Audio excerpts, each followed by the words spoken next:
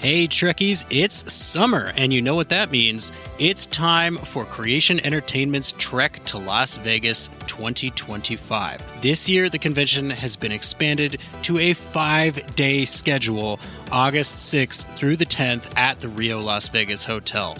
Meet all your favorite Star Trek pros in one place, and hey, maybe you swing by Vic's Lounge and you see our panel. It's a great way to meet people in person and have some fun with your fellow Trekkies. If you can't make it to Star Trek Las Vegas, of course, there's also other events around the country this year. Trek to Orlando, August 23rd through 24th. There's the Trek to New Jersey, September 6th and 7th. And finally, the Trek to Chicago, November 22nd and 23rd. We're looking forward to meeting as many of you as we can this year. So make sure that you get ready to trek to Las Vegas. This is Melissa Navia, and you're listening to Open Pike Night, the podcast where you get to fly the ship.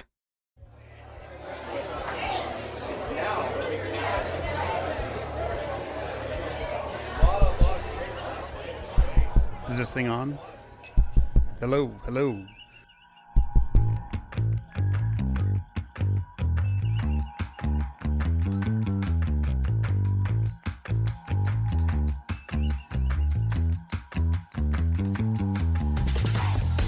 Welcome to Open Pike Night, the Strange New Worlds podcast where your personal logs are the prime directive.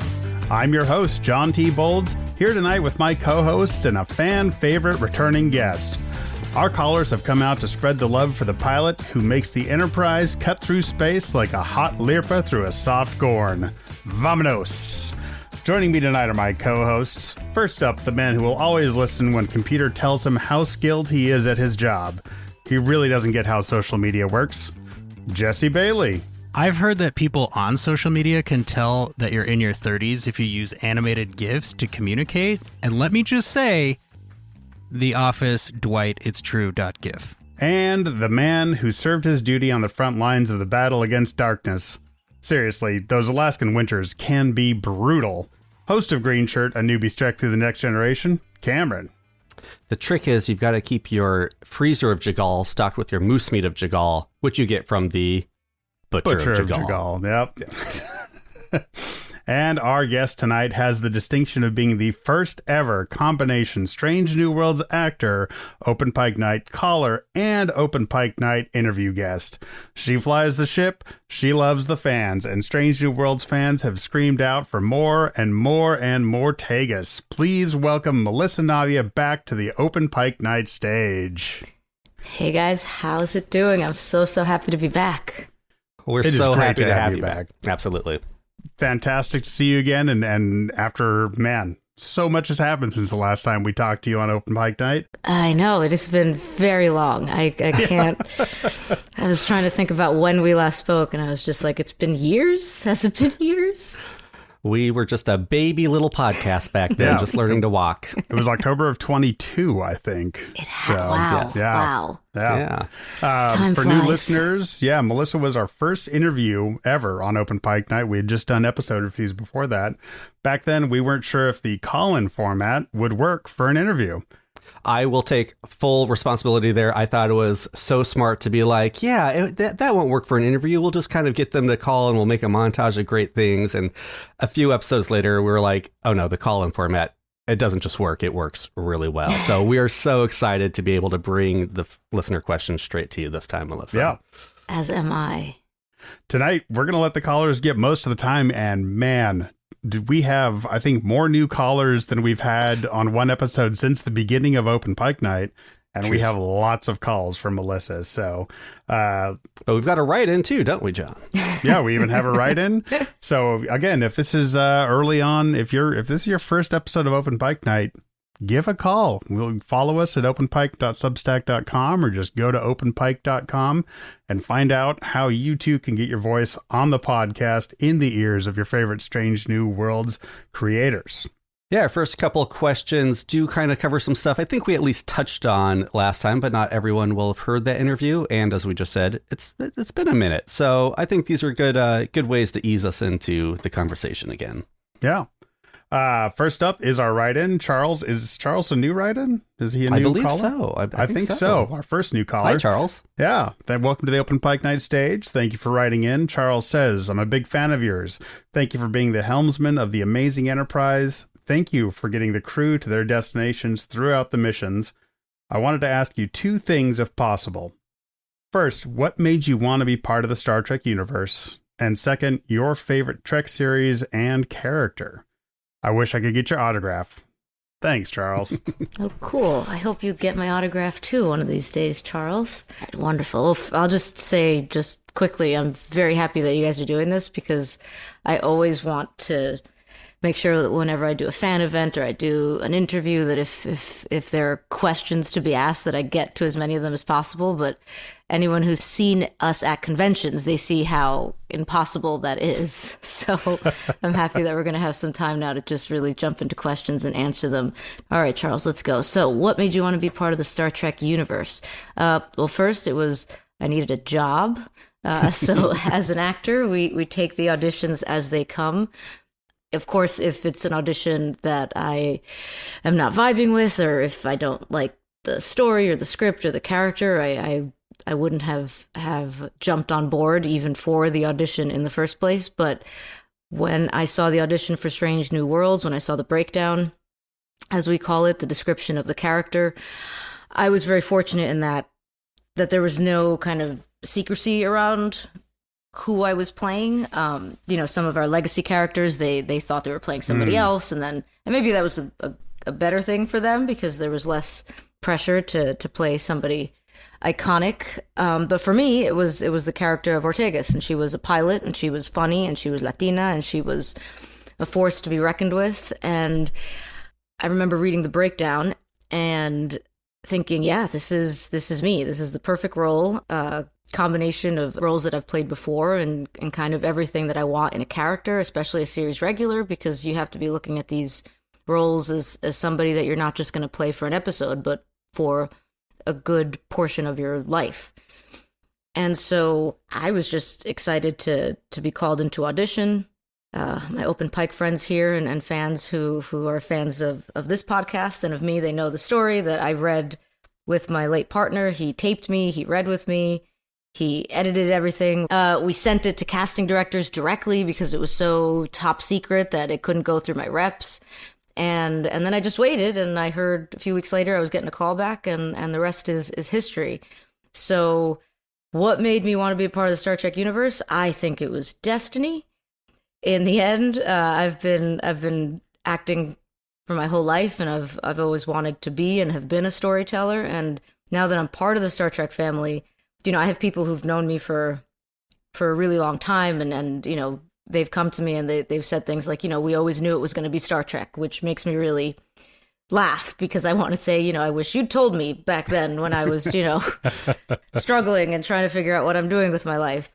But it just feels in so many ways like it fits. And yeah, so I'm very, very happy to be here, and I do not take it for granted. I consider it a really big responsibility, not just as an actor, as this is my profession, but also a lot of people look at this show as a part of their lives and a part of their memories. And it means so much more to them than just something that they tune into on a regular or an occasional basis. Like it's a part of the fabric of who they are. And so I don't take that lightly. Then we have your favorite Trek series and character. Strange New Worlds, Eric Alltegas. No. I would say, so I'm often asked and will be asked forever is the question, was I a Trekkie before joining the show? And I would say that I would never have considered myself necessarily a Trekkie, like a hardcore Trek fan. Now, of course, I do. But Star Trek is one of those things that it's been a part of our lives in one way or another. And for me, growing up, that was the Next Generation. And so I would watch it. It would be on in the background. I would sit down and watch it. I would watch it, I would tune in, and I would always sit through the opening credits and the theme song, and Patrick Stewart's voice still brings a tear to my eye, which I've said many, many times, and it's still true. And from that show, my favorite character was Commander Riker, played by Jonathan Frakes. And years later, now that I am part of the franchise and I get to work with him. He directed us for an episode in season 2. And I can say this because I believe it's already been made public, so it's not a secret, but he has come back for season 3.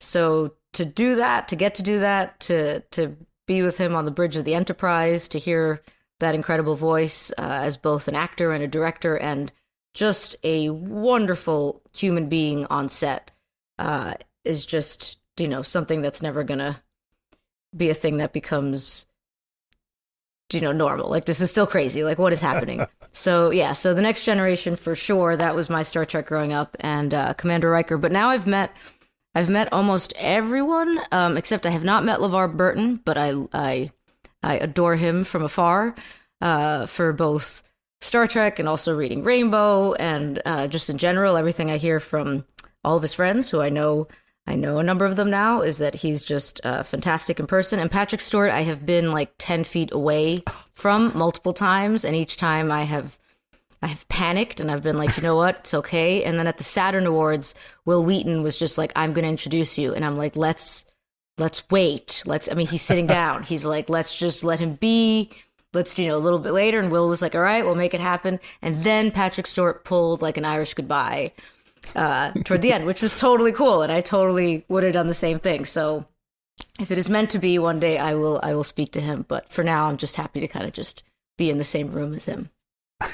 This is more than I've been, yeah. Yeah. I will also take a moment for a quick self-promotion that if you are also a Riker fan out there, you should visit rikermaneuver.com, where me and some other Alaskans are working and getting quite close now to build a Riker statue in my hometown and his future birthplace of Valdez, Alaska. That's awesome. So go check us out there. Hopefully lots of news on that coming soon. Oh, very cool. Absolutely. Let's go ahead and listen to David Jones. Hey, Melissa, it's David here.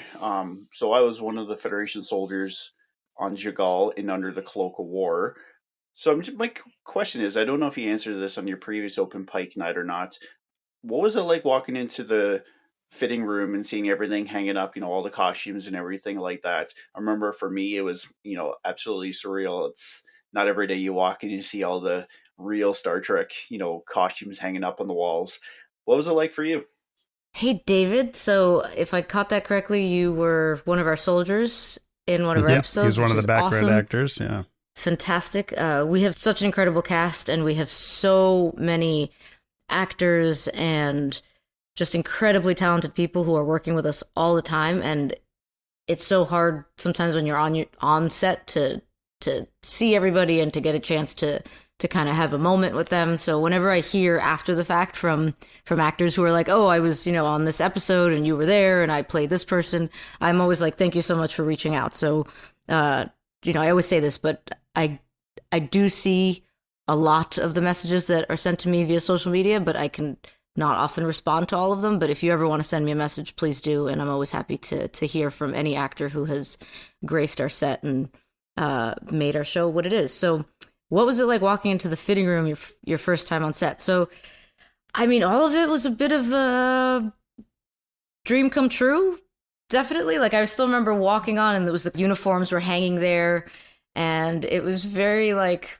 another day at work, but also like, is this really happening? And we were shooting season 1 in a very weird time. We were still very much in pandemic times, and in order to get to Canada, I'm from New York. There was a whole process that had to be followed to get across the border. Me and my partner Brian, like together, it was very much like, we need to get to Canada, and it was like, whatever happens, we have to make it across the border. And once you're there, we couldn't cross the border again. We couldn't go back to New York. And so it was just a lot of things. Like, I was away from my family for 6 months. And so being there, I was still very like, is this all going to work? Is it still going to happen? Is suddenly at the last minute they're going to be like, do you know what? We don't need a helmsman. I didn't know. So I still Flies itself. Right? Yeah. You know what? Let's change it up. So I was still like walking into the fitting room. It's still very much like, okay, this is the next step in the job. And I've always been, because as a working actor, I think you kind of trained to think like this, and I will always think like this, that you just don't get too excited about something until it is on the TV screens of people. So I really don't jump up and down until, my friends and family are watching it in their living rooms. So for me, I was just kind of like, cool, this is just another fitting, not weird at all, not crazy, cool, wearing a member of Starfleet, wearing the shirts and the pants, and let's all relax. I think I grabbed a picture of myself in the mirror, as if that would make it more real. And yeah, but it was very cool. And the costume department remains.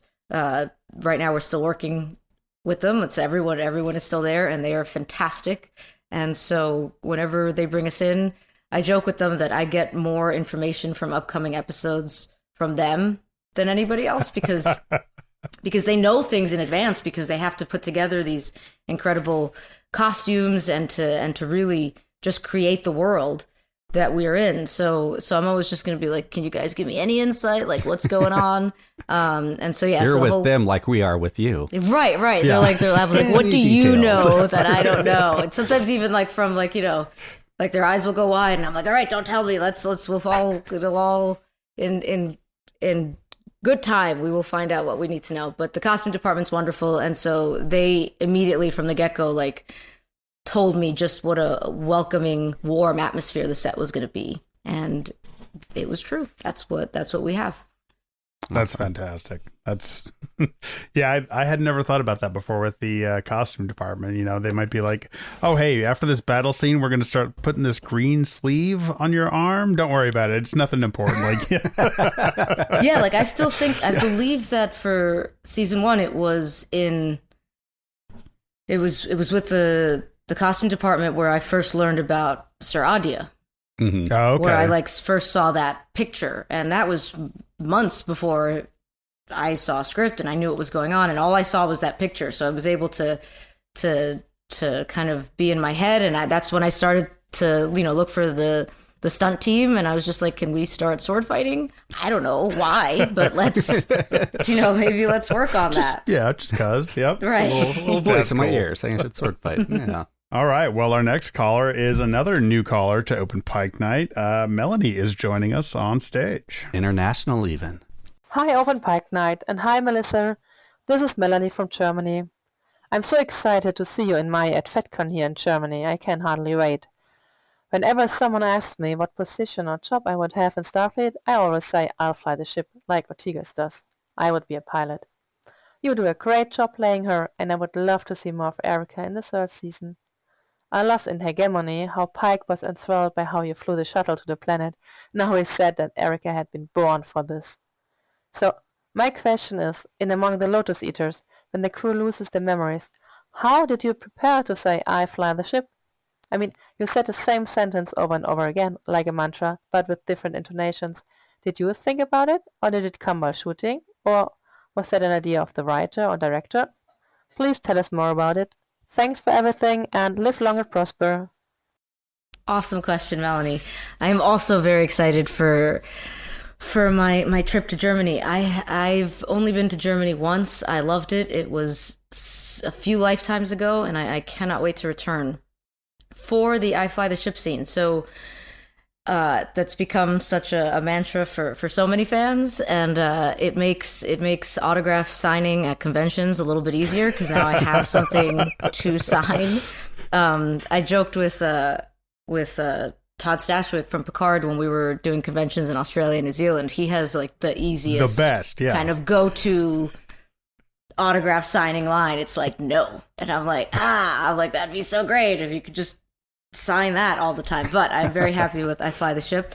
So that scene was beautiful for me in so many ways. One, it was, we really got to see Alltegas embrace who she is, which so much of that is her profession. And I know, believe me, I'm right there with you when fans are like that they want more backstory, they want to know more about her.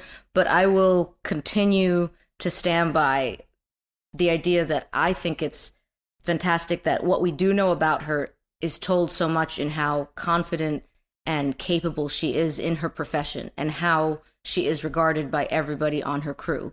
Because so often that says so much more about a person than if you know, like, their CV. Do you know what I mean? Like, it says everything in so many ways. And as I know, and so many of us know, like, when someone leaves us, what we remember is how they made us feel, how we felt around them, what they helped us accomplish, what they helped us do. And so what you keep seeing from Alltegas throughout the 2 seasons that we've seen so far is that she is trusted by her crew and she gets them through the worst situations, pretty much. And so in this particular episode, it's this idea of having to remember what she's capable of and forgetting not only that she loves doing it, but that she is really good at it. And so on a literal level, she literally forgets who she is and what she does, which has comical aspects to it for sure.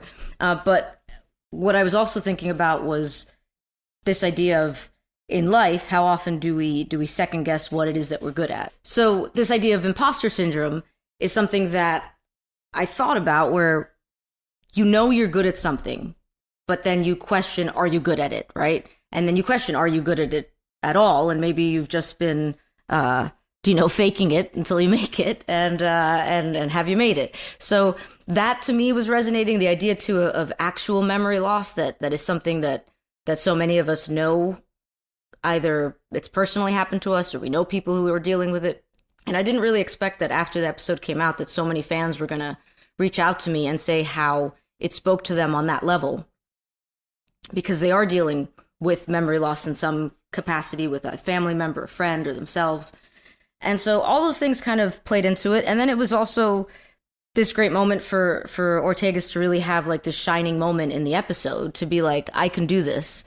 And in terms of the I fly the ship sequence in the scene, did I work that out beforehand? Absolutely not. It was kind of the tricky thing. It's like where it looks like a certain thing on the page, and then when you kind of just say it out loud, you're like, well, how's that going to work? And it kind of all stemmed from this idea that she was really almost going into like a full-fledged panic attack in her room when everything's falling apart around her, and she's being hit by giant rocks in space, and what does she do?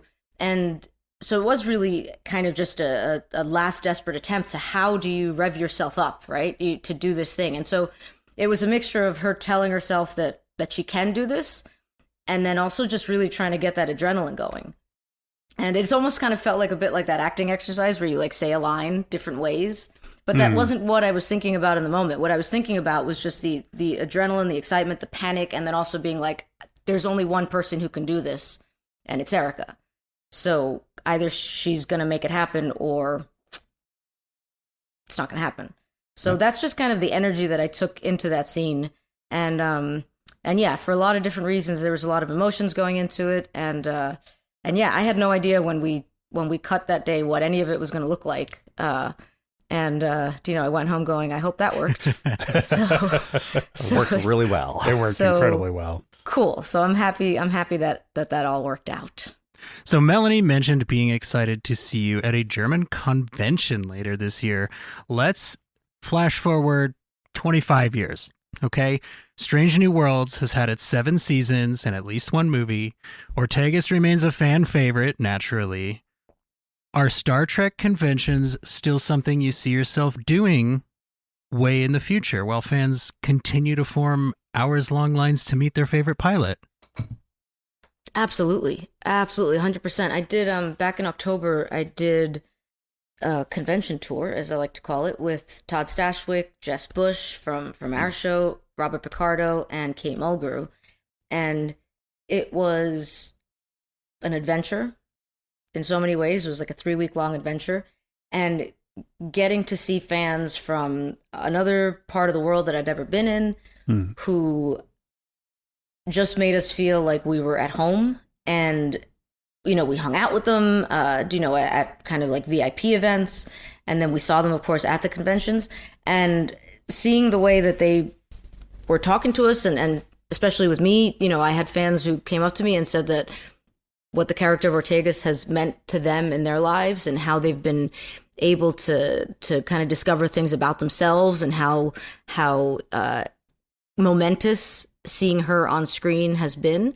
I'm just like, I'm going to be doing this for my whole life. And that's absolutely fine by me. Like, it was a pleasure. Like, it's a lot of energy goes into it. And anyone who's met me at a convention knows that, and you guys have even met me at a convention. I just put a lot of myself into it, because as much as I put into it when I'm on set, I always say this, half the fans are half of the story, half of the work that keeps this franchise running. So, I mean, we never know what's coming or what it's going to be like, but right now in this moment, I could say, yeah, in 25 years, if I'm around, I will still be rock and rolling at conventions for sure. Great to hear. We'll be there in line. I had a much more forced transition into this built in later, but you've given me a much better one now. That convention tour you mentioned, I believe you were down in Australia and New Zealand. And as anyone who listens will know, I will take any conversation about Star Trek and turn it into a conversation about Lord of the Rings. You got to visit the Shire and the Green Dragon with some of those awesome people. I don't really have a question, but just tell us about that experience for us mere mortal men doomed to die who haven't yet been there. Oh, it was everything. Well, first of all, being there in the Shire, my first thought, and my thought the whole time leading up to it, was that my younger sister, Soraya, who I introduced to Lord of the Rings when she was about, I think, 6 years old.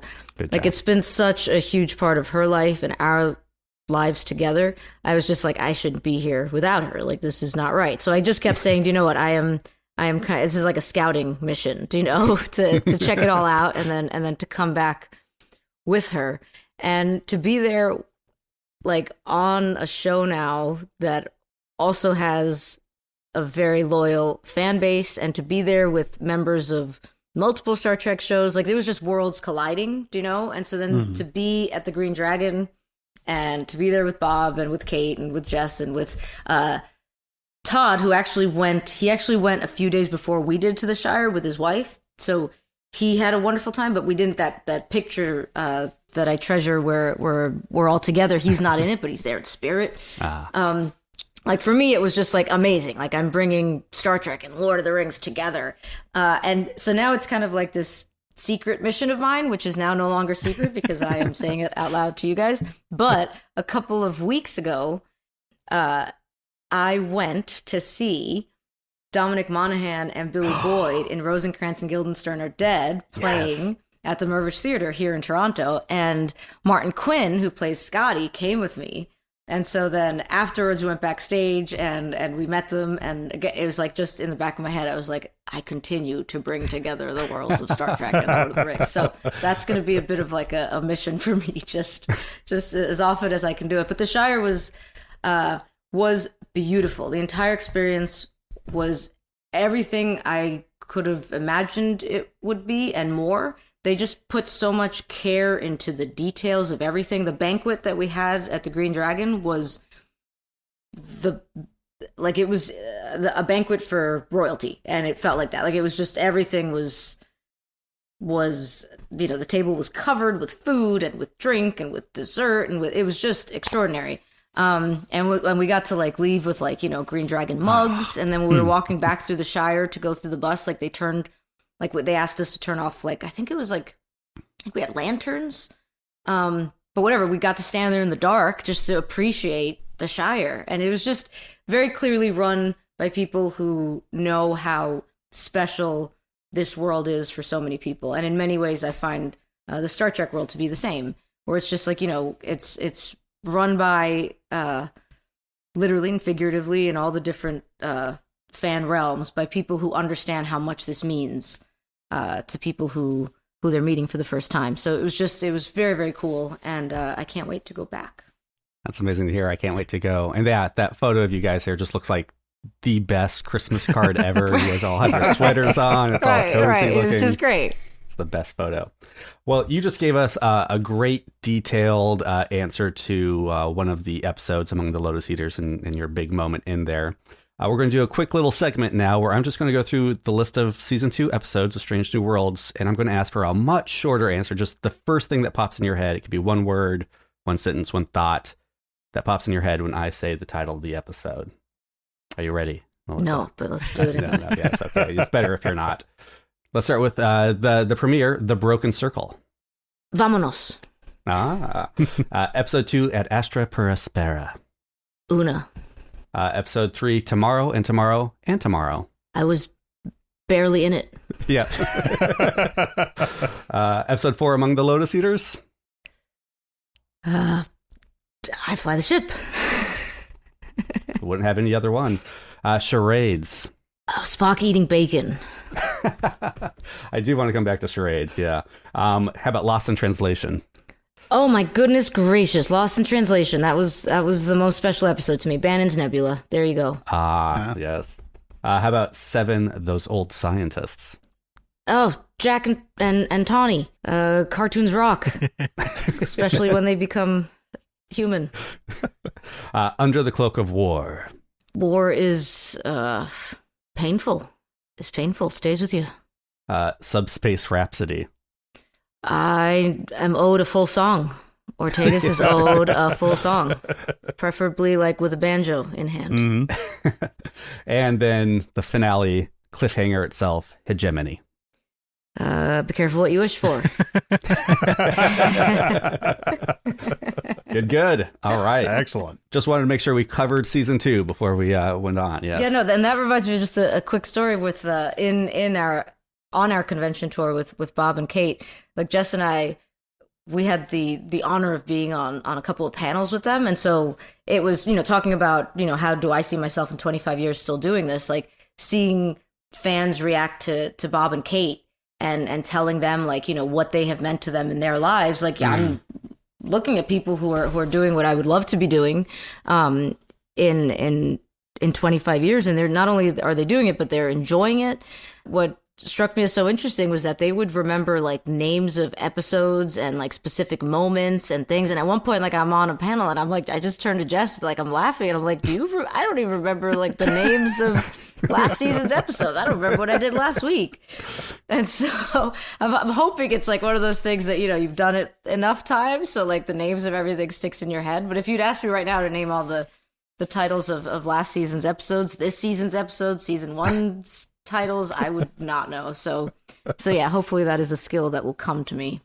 You have no idea how tempting it is to say, like, go ahead, name all the season 3 episodes. We'll see if you do it right. Let's play this game. Yeah. Right. Well, and those crews did have an advantage where they seemed to like, film all their episodes over the course of a few months, and then those episodes would air almost immediately. Whereas Strange New Worlds is like, we've had 2 seasons in 4 years. We're like, come on. Like time really is, it's like I keep referring to season 2 when I'm talking on set as last year. Right. Mm-hmm. It wasn't last year. We shot it in 2022. Yeah, I'm dealing with serious, like, I don't know what time is. But it's wild. Yeah. And even like you guys, like I thought we spoke last year. And then like as I was preparing for today, I know, we didn't do like this. I thought was last year, but then I'm like, no, that can't be. And then sure enough, 2022. Yeah. And and I feel like we all look exactly the same. That's right. 2 years ago. So you definitely have the same haircut. We'll at least go with that. All right. Well, here's our next caller, Zoe Richardson from Backlook Cinema. Open Pike Night. This is Zoe Richardson of the USS Cinema. Captain, commanding, also host of Backlook Cinema, the podcast. And I would like to thank you for giving us the opportunity to leave a message for Melissa Navia. Melissa, you're so beautiful, so talented. And that eyebrow lift that you have it's just a chef's kiss, if you will. I love the way you present your expressions. The eyebrow lift is one of my favorite things. The question I have for you is, according to our research, you have a background in martial arts, specifically Kung Fu. So is this something that you would bring forth for Alltegas? Or, to put it another way, does Alltegas know Kung Fu? If it's not Kung Fu, what attributes or aspects or elements would you want to bring forth in Alltegas?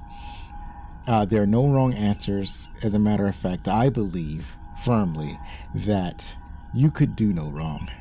Thank you, and have a wonderful day. And if you ever want to switch over from the Enterprise to the cinema, we always have a seat for you. Richardson out.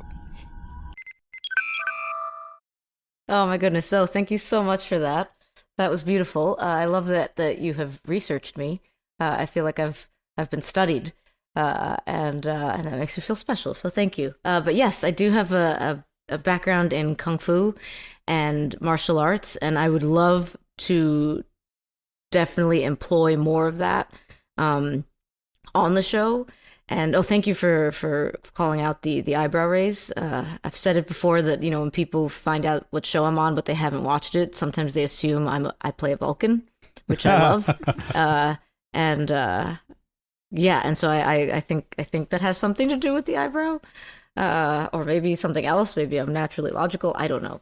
But yeah, I would definitely love to see Alltegas incorporate more martial arts into her time on the Enterprise. We have some very, very skilled fighters already in the cast, so we're getting to see a lot of that. If not, what aspects of yourself would you like to bring forward in Alltegas? I mean, I've mentioned it before, but I don't know how it would work quite yet. But I'm not going to give up. If we got to see some bluegrass on the ship, that'd be great.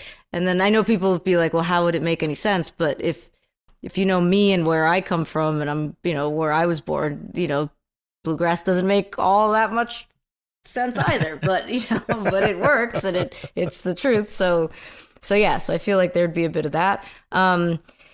I would definitely love to incorporate more Spanish and more of her background and her family's background and the language that they spoke growing up, as well as English, of course. So that would be cool to do, and especially because it's something that I know the fans want and have been asking for since season 1 premiered, and I've gotten so much wonderful feedback from fans who are excited to see a Latina at the helm of the Enterprise. And it's really made me kind of realize again that responsibility that we have when we step into these roles and into a show like this, into a franchise like this, about what it means for people who have been fans for so long, and suddenly they see themselves in a new way on the bridge. And so speaking to fans, and especially young fans, that they see themselves in Alltegas and they see themselves on the bridge, it's really special. So anything that I can kind of keep bringing forward from my own experiences that also kind of meld with what the writers have crafted for Alltegas, when that comes together and it works. So yeah, so I'm excited to see everything that the writers have in store for Alltegas, and definitely her fight background, her talents, all of that. I see a world for it. But I'm very much like, I just kind of step back. I let the writers do what they do. They do always ask us, producers, writers, I've said this since the beginning, they're very, very collaborative, and I hear that's not always the case on sets, but I've just had such a wonderful experience on our set that I don't care about all those other cases. Since day one, since season 1, they've been like, what do you see in your character? Where do you see this going? And they've kind of taken some of that and incorporated into their storylines, and so it all in the end comes out and it works, and the fans end up digging it. So yeah, so Zoe, thank you so much for that. I hope that gives you a little bit. Thank you for doing research on me, and more eyebrow raising to come. Okay, do you have an example of something you've suggested that's made its way into a script? From the get-go, you know, I said I love that her background was described in the initial breakdown as Latina. So I said I love that. I said that's my background as well, and I said, you know, my parents are Colombian, and that's a big part of my heritage. I was like, it'd be cool if she was also, if Alltegas was, and so they went with that, and so we saw some things in season 2, and yeah, and I'll leave it at that. Yeah, I'll leave it there. All right. Well, we have another new caller, and it's a perfect time to hear from him. Here's Joseph. Hi, guys. Thanks for the opportunity to ask a question. For Melissa, I just wanted to say I was thrilled to see you appear on screen. The very first time I saw you, it was emotional. I was kind of moved to tears. I'm getting choked up now because for the first time in a long time, really for the first time ever, I saw someone that looked like me, my family, my people, on screen. And I know we've had Belana Torres as far as like, Latino, Hispanic, whatever, actor in Shrek before, and I don't want to presume about your background, but you were the spitting image of my cousin, and I don't know, it just meant a lot. You know what I mean? Anyway, I'm really looking forward to seeing more of you in the following season. Yeah, thanks a lot. Oh, Joseph, I love that. And look, now I'm getting emotional too. And John and Jesse and Cameron can all see that. Absolutely beautiful. Thank you so much. I've heard this in person, and I've heard it in messages, and it never gets old. Well, first of all, I am so grateful to be in this role, and the fact that fans like you are seeing me, and they see themselves and they see their family members. Like, I'm right there with you. Like, I know that growing up, I always felt like, for a lot of different reasons, I always felt like I never saw myself on screen. And then I said, without really realizing it, I guess, until I got older, that I was always just kind of like, I'm just going to grow up and be that, when I'm going to be an actor and I'm going to make it, in films and on TV, I'll just be that. It never occurred to me that, that I had to wait for anybody to show me myself on screen, if that makes sense. And so now that I am, and that I get to play this role in somebody who was written as Latina, and I happen to be that as well. What I love about it is that the spectrum of being Latina is so vast, and I think sometimes in Hollywood it's very narrow what they think it is to be Latino. And I know that auditioning and acting for as many years as I have, how often have I wanted to go in for a role, and everybody is kind of like, you're ethnically ambiguous, but you're not kind of, we can't see you in this role, we can't see. And I'm like, but or people are like, oh, well, you don't look, quote unquote, Latino. I'm like, what does that mean? I look like everyone in my family. So what does that mean? So I've been very adamant in saying that for however long I have on this earth, telling stories that haven't been told before, and that also are stories about Latinos and families, Latino families that exist and are in our world, but we just don't see them on film and in TV. And I'm looking for projects that do that, and that fight any sort of stereotypes that I think we have enough of in film and TV. And so when I see young fans of Latin and Hispanic background, they come up to me and they're just like, we're so happy to see you at the helm of the Enterprise. The more that I hear it, the more that it resonates with me, just how important that is. And so Joseph, I am with you entirely, completely. You got me all discombobulated over here and emotional. But yeah, it means so much. And yeah, it's one of those things where it's just like, I never tire of hearing people tell me how much it means to them. So yeah, so I don't even know, Joseph, do you even have a question? Or are you just telling me? Did I answer your question? But yeah, please, yeah, that's what I have. Yeah. Oh, you got me all emotional here, Joseph. Thank you. That was a fantastic answer. I think you responded perfectly. Yeah. All right. Here is Mariah returning to the Open Pike Night Stage.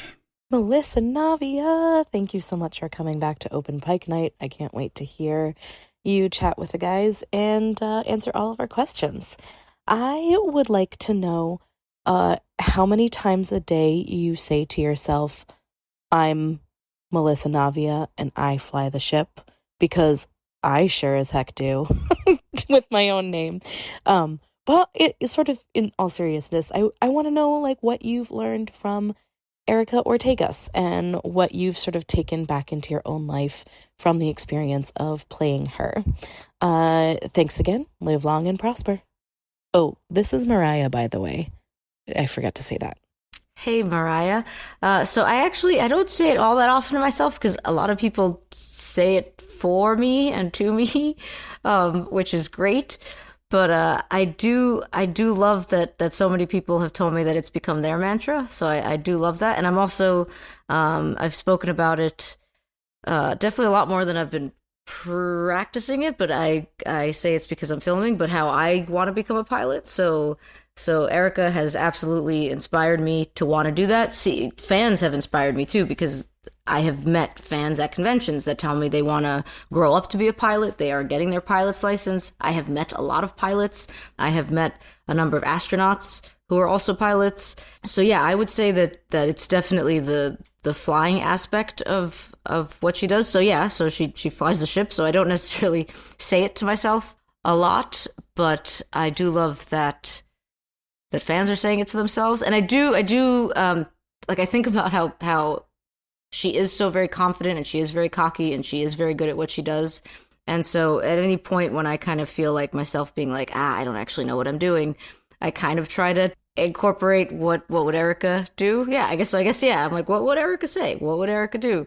And I'm like, she would go and fly a plane. And so that's what I'm trying to do. So yeah, definitely just her confidence and all those things that fans and the writers have said that they love about her. I would love to kind of be more of that in my own life, which is just, kind of that you know what you're about. But I guess I do know what I'm about. I don't know, guys. I don't know. These poor gentlemen who are here with me on this podcast, they know that I'm here being like, what am I talking about?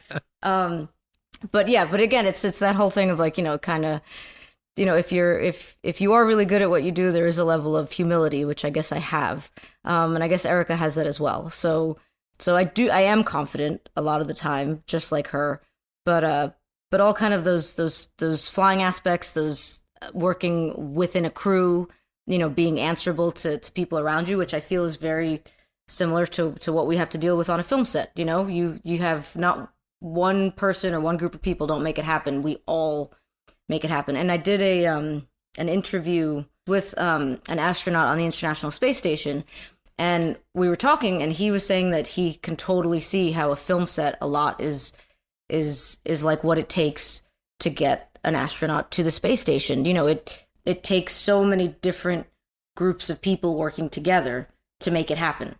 Mm-hmm. And we were actually talking about, I actually asked him about kind of, has he had his I fly the ship moments, when you're in space and you're like, what am I doing?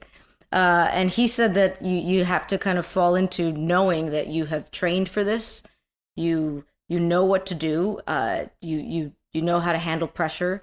And you just have to kind of trust that you were able to dig into your resources and do what has to be done. And so in so many ways, like, it was just very like layers of everything. It was like Erica, it was like astronauts, it was like Starfleet, it was like life, it was like, the meaning of life. What are we doing? How do we do it? So yeah, so that is my answer, Mariah. I've brought a lot of Alltegas into my life, and I've brought a lot of my life into Alltegas. So was getting your pilot's license, were you curious about that at all before Star Trek, or did that all come after Alltegas? Yeah, so actually, probably 10 years ago, I did one of those like discovery flights. Okay. Because I was interested in getting my pilot's license, but then I kind of, not that I forgot about it, but at the time, and I still am a working actor, I wasn't, I didn't have money to spend on flying lessons. I have a little bit more money now. And so I now can do that. But yeah, the funny thing is, like, when you see in your pictures pop up, I'm like, oh man, 10 years ago, I did fly a plane. And I brought Soraya, my little sister, with me, and she was in the back taking pictures. And yeah, so I did, it was like one, you have the pilot next to you, and you take off and you land the plane, but I didn't have any idea what I was doing. But I've always loved flying. I've never had a fear of it. I've always loved it. It is one of the coolest things that we do as human beings, right up there with space travel. And then like learning the history of aviation, which I've definitely gotten more into now. Like, I used to not be into, watching, like, I like military documentaries, but I was never really super into the aviation aspect of it. Now I am a lot more. And because it plays so much too into what we do on the show. So I incorporate that kind of into it. But so in so many ways, it was always there, like my love of flying and my lack of any sort of fear around it. But now it's kind of like, oh, I want to do it. And the funny thing is, when I talk to people who are not pilots, they make me scared a little bit again because they think it is the craziest thing. And then when I talk to pilots, both professional and also, pilots who just have their pilot's license and enjoy doing it, and also astronauts, they always instill in me just a calmness. And they're like, it is the most fun, and it makes you kind of tap into a part of your brain that you just wouldn't otherwise. And so when I speak to them, I'm like, yes, let's do it. We're going to become, a real life pilot. And when I speak to everyone else, I'm like, maybe I have to remind myself that I am not Alltegas. So it's that battle. And when we finish filming and I get back to New York, it is, it's time for action. So just remind them, like, hey, if you drove to work today, that's more dangerous than getting in a plane. Right. So, That's right. I don't know, John, have you been paying attention to like news around airlines lately? So knowing that I know. knowing that you've spent some time with actual pilots, learning to become a pilot, you've spent some time with actual astronauts. For example, Dr. Cyan Proctor, who's an actual astronaut and the first Black woman to pilot a spacecraft. Is there maybe a trip to space in real life in the cards for Melissa Navia? Dude, you guys are like all these secret missions in my head. You're making me say them out loud. So yeah, definitely in the last year, like meeting Dr. Cyan Proctor, I met her at this convention called Humans to Mars, and it was so incredible because it was really an academic conference where they were bringing me as an actor from the Star Trek franchise, as somebody from the world of entertainment. And it was this melding of kind of like the world of conventions and the world of conferences. And it was so beautiful. It was so perfect. And it was something that I think we need to see more of, because there's so many interesting, exciting, groundbreaking things happening in the world of space travel. But I don't know if it's because, the times that we're living in and information is coming so fast and from everywhere. And there's just so much happening that I feel like that a lot of space travel news doesn't get kind of the headlines or the excitement that it should be getting. And people in the community feel the same. But when you have somebody who people know about in the entertainment world, like interviewing an astronaut and seeing like all the records they're breaking and what incredible things they're finding and the studies that they're doing and the new missions they're embarking on, you have this coming together that suddenly it becomes, a headline. It becomes more of a moment. And so, so I would love to do more events like that. And my reps and my team, they all know that. And people in the space community know that. Something else that I saw that wasn't surprising, but it's still wonderful to see in the moment is every single person I spoke to, everybody, was just like, my love for doing what I do and my desire to do it began with Star Trek. Began with watching this show as a kid. And I'm talking to, the people who are really making our trip back to the moon and our future trip to Mars possible. They're working at NASA, they're working at Blue Origin, they're working at SpaceX. They're behind the Artemis shuttle. They're behind, the research that's going into how would we actually live on Mars. And something that Dr. Proctor says, which has stayed with me, and she said it when we met, was when you solve for space, you solve for Earth. And I love that. And so if I ever meet anybody who, gives you that kind of that line about like, oh, well, we have so much going on Earth that isn't right, why should we spend any time with space travel? And it's this idea that to do every little step along the way to get back to the moon, to get to Mars, to do anything when it comes to space travel is a problem to be solved. And you can't solve the next thing until you solve this problem. And when you solve that problem, you are then also solving for something that could help us, impact us here on the Earth. And it just seems to me so logical. It makes so much sense. But to hear her say it in that way, that kind of keeps resonating. And so, I used to say, I remember with Brian, we had this conversation. It was after season 1, being like, would we go to space? And we joked that we're like, let the first 100 trips go to space, and then then we'll talk about it. But now, with everything as it's happened and as it's been happening, I'm just kind of like, if I were to get that opportunity, I would take it without question. So so you could say that I am getting all these astronaut connections in the hopes that one day I will go up there. Very cool. We'll CC NASA on the release of this episode. There you go. Yeah. The NASA podcast arm here. Yeah.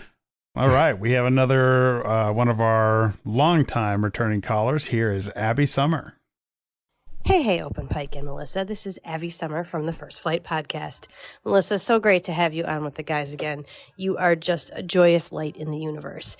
Speaking of joyous things, I was wondering, what are 3 pieces of entertainment that you think everybody should experience in their life? This could be music, books, TV, movies, whatever. 3 things that are bringing joy consistently to you and that you would like to share with others. I hope all of you are well, and we'll talk soon. Hey, Abby. So, wonderful question. What are 3 pieces of entertainment that bring you joy that you think everyone should see? Now, this is like 3 specific pieces, not just like general, right? I believe so. Okay, cool. I'm hoping it was general so I could get out of doing some thinking behind this Books, question. music, and TV shows. Yeah. Cool. All right. So I'm just going to give me a second, guys. Let me think. Can I get away with saying Strange New Worlds? Oh, yeah. I mean, I would hope so. Yeah. So I'm going to have to kick it off, Abby, with Strange New Worlds. Yeah, I'm just going to have to say Strange New Worlds. And I'm going to have to say I've spoken about it at length in the last couple of years. When I was back for season 2, I started watching Downton Abbey. I was dealing with grief, and it was painful in so many ways, and I wanted to watch something that I had not yet watched with my late partner because it was difficult. Like now I'm definitely able to watch our shows again and the films that we liked and the shows that he introduced me to and that we enjoyed watching together. But for a long time there, I couldn't do it. And so I wanted to find something new, and I started watching Downton Abbey, and I think it's a beautiful show that does a really good job of discussing grief, and there are so many young widows in the show, young widows and widowers. It just allowed me to kind of think about my grief in a way that didn't have me falling apart all the time. So, so Downton Abbey for me has just taken a very, very, very special place in my life because it kind of helped me from going absolutely mad when I was coming home from set every day in season 2 and being beside myself with grief. You know, the also what helped me greatly was being on set, and if we can touch on that before this interview finishes, guys, in terms of grief and how being on set helped me. But yeah, so Strange New Worlds, Downton Abbey. Well, what about, I mean, other than bluegrass, what's some music that's on Melissa Navia's playlist? What do you like goodness to listen gracious, to? that is a secret. You guys are trying to get into my head. So Abby, what have we talked about? We talked about Strange New Worlds, Downton Abbey, and so I've definitely talked about bluegrass, and I love Irish music as well. I love great live Irish music in New York in particular, which is very specific, but I am very biased. All my friends are the best when it comes to live musicians. But I'll say a third thing. Okay, so back to that Australia New Zealand convention tour. Sometimes I'd be on the bus, right? And everybody would get on the bus and they'd be ready to go to like our next stop. And sometimes people would notice that like I'd be like, you know, kind of in my headphones. And so I forget who it was, but they were just like, oh, Melissa, you know, she's listening to her music. And I'm like, yeah, I'm listening to my adventure music. And they were like, what? And I said, yeah, and I've never said that out loud, but yeah, no, adventure music. I'm just going to leave it at that. You just have to Google and YouTube just music that makes you feel like you're on an adventure. I think everybody should have it. It's kind of like a mix between like pirate music and cowboy music and fantasy music and sometimes I dip into adventure music when I'm on a trip or a road trip or going somewhere. So I would say those are my 3 things, Abby. Very cool. Anybody who's spent any time on Instagram and seen reels with that backing track, Hoist the Colors High, that might be a good spot to start for adventure music, I think. There you go. It sounds already, just the name alone, that is in the vein of what I speak. Well, we have another brand new caller to the Open Pike Night Stage. Here is Elizabeth. Hi, Melissa and Open Pike Night. Thank you for having me on your show. Strange New Worlds changed my trajectory from casual viewer to raving Star Trek fanatic, and Erica Ortegas is a big part of that. Melissa, thank you for giving life to this amazing character. I could talk about her all day, but since I only have 90 seconds, I'll try to narrow it down. One thing I love about Season 2 is the many sides of Ortegas we get to see. She pranks a time traveler, stands up to an old enemy, drops a shuttle out of the sky, pilots her ship safely through a massive debris field when she can't even remember her own name. She encourages Uhura, bickers with Spock, and steadfastly supports Nurse Chapel, whether that means singing back up in the lounge or flying into a deadly gravitational anomaly. She has a history with Chapel and Mbenga that I'd love to see more of. Can you talk about what it was like to bring all those different aspects of her to life? And also that cliffhanger? It kills me that Alltegas ended the season thinking her closest friend is dead and then being kidnapped by aliens. I know cliffhangers are something of a Star Trek tradition, but an ending like that, in the middle of a double strike, not knowing if we'd ever get to see the resolution, was brutal. Did you have a sense at the time that a strike was coming? What was it like for you, as a storyteller, leaving that unfinished while also having to fight for your right to make a living? And one more just for fun. If Alltegas had her own song in the musical episode, what would it be about? Thank you for all your incredible work and for coming back to Open Pike Night. Elizabeth, I think you summed up everything you just asked me perfectly. Incredible. Thank you so much for that. I'm so happy that Strange New Worlds and Erica has brought you aboard for life. It was everything that you want as an actor. You know, I every time we get a script, you know, you don't know what's coming, but I'm a writer myself, and I'm also like the biggest fan of our writers. I think what they do is incredible. I seeing all of their talents come together, and then we see it come together in a script. I sit there and I'm reading it, and I don't even really think about the fact that I'm in it and that I'm going to be bringing it to life. So, I don't know, like for that first question, it's a dream come true, which I know I say a lot, but I mean it. It's just, yeah, you just take it as you come. You know, sometimes I have conversations with our writers. I always, you know, have a conversation with the director for every episode to see what they're thinking, what they see in my character in particular, and where they see the episode going, to kind of get a better feel for it. And then you just jump into it and make it happen. Did you know a strike was coming? I definitely did not know that when we were filming the cliffhanger. I don't think any of us quite anticipated that. And so it was tough. The strike was definitely tough. It was very tough to see, you know, how many of my friends and my acquaintances and people in the industry were not able to do the work that they love, but seeing the union solidarity that was on display 24/7 throughout the length of the writer's strike and the actor's strike was extraordinary. Our writers went on strike first, so writers in the industry went on strike, and then the actors went on strike, and so just seeing us all kind of, you know, fighting for our rights and our livelihood and how we make a living in this industry and being able to come to a resolution, it definitely took a lot out of us, but I think it also taught us all a lot. And yeah, I just keep going back to the union solidarity. It's just like what makes a film set and a TV set happen is because of all the moving parts that come together to make it to your screens. So it was difficult, but while we were in the strike, we were picketing. You know, our producers, our writers, fellow actors, we were all on the picket lines at some point together, and we knew that there was a light at the end of the tunnel. And it was also,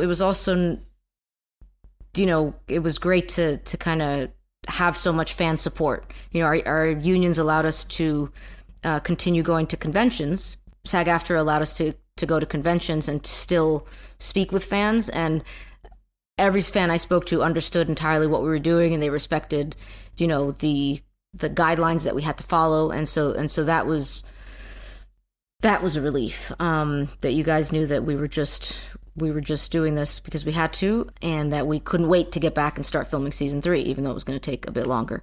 And then what would Ortegas' song have been about? I don't know. Well, what I say I always joke that in the musical episode, Ortegas did not get a song, and she totally should have gotten a song because Melissa loves to sing. But the writing part of it makes sense, right? Plotline, story-wise, like that episode was about...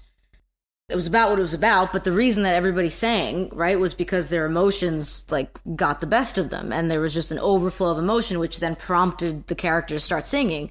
So it made sense in the episode that Ortegas should not kind of belt out a whole song because she wasn't having any sort of emotional crisis, you know? And so the fact that, like, her big verse was like, hey, I'm the pilot and I'm great and this is awesome and here we go. it made sense, right?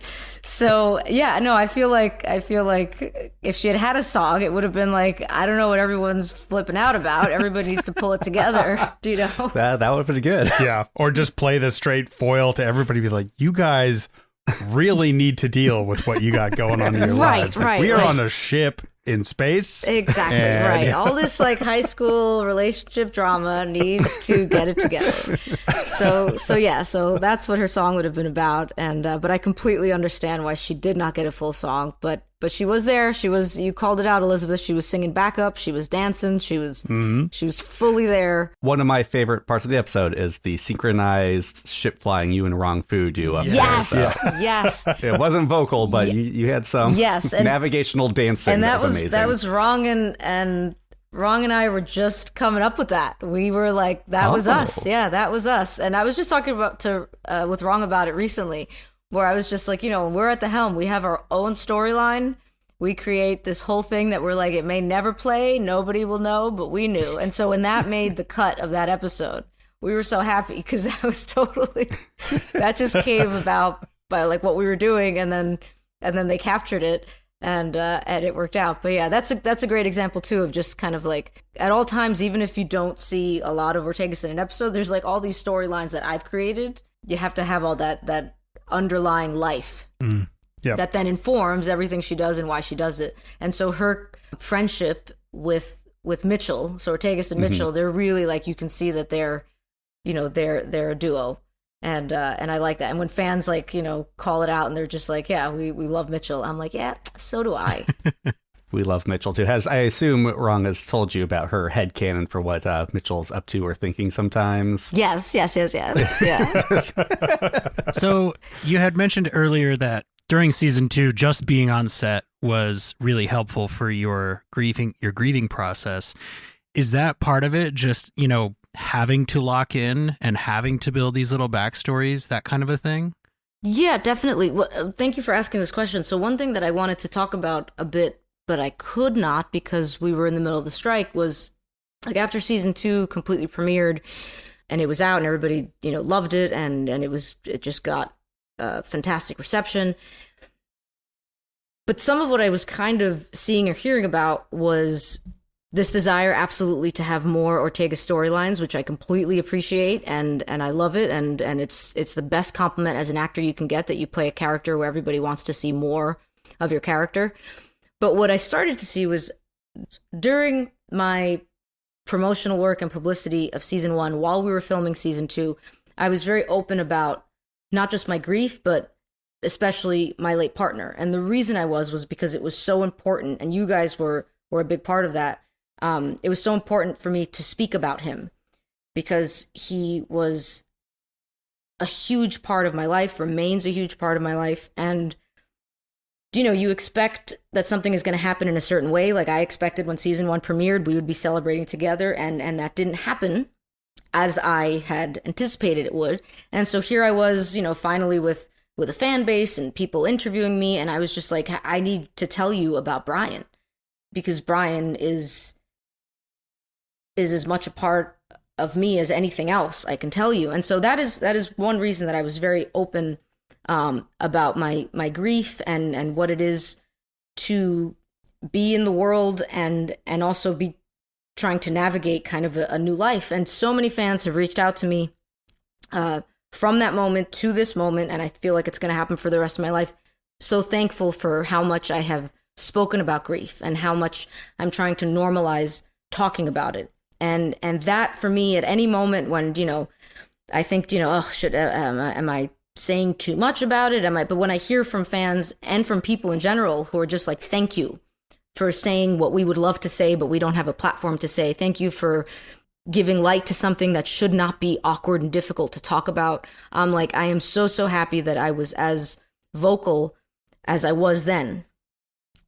But what I noticed too was, and this is maybe just me being like new to this world where like anything that you say or do, people then create a narrative out of it. And I think back to how Brian, was always telling me, like, as I was kind of preparing to enter this world and even when I had, other guest star roles leading up to this, he'd be like, just focus on the work. Because if you start to tell people too much, then they're going to start to create all these narratives. And so what I was seeing was people, and it all came from a great place, but saying that the reason that we did not get more Alltegas storylines was because Melissa was grieving. Mm-hmm. And that started to get me, and this was during the strike, it started to get me frustrated because, and I had to kind of really examine why it was getting me so frustrated, I guess is the word. And I think what it is because like when somebody who's grieving speaks, listen to them. And I think I had done so much that I had never once said, oh, do you know, it was, you know, because I was grieving, you know, it was difficult to get to work. No, never, ever. If anything, I said the opposite. I said, because it took us so long to get here, and Brian wants me to do this, and he has wanted me to do this, and I wanted to do this, it means everything to me to be on set. And so I was ready for work every single day. So to hear people, you know, kind of say, oh, well, not only did I hear, but, oh, this is fact that Melissa could not, you know, that they couldn't do more Alltegas storylines because Melissa was grieving, is infuriating.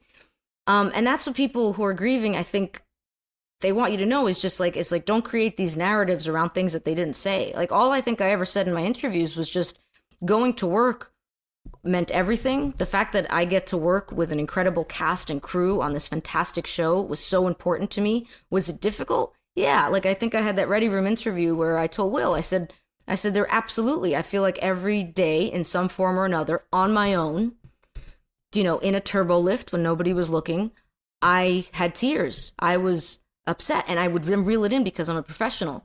But at no point did any storyline change because I was grieving. And I think that's what just got me, was I was just like, no. And it also like second guesses like what our writers are doing. Like, I even went to our showrunners and I was like, just to be absolutely 100%, you guys didn't change any storylines. Like, you know, like Alltegas wasn't going to have like this big love affair with Kirk in the third episode of season 2, right? And suddenly you were like, oh no.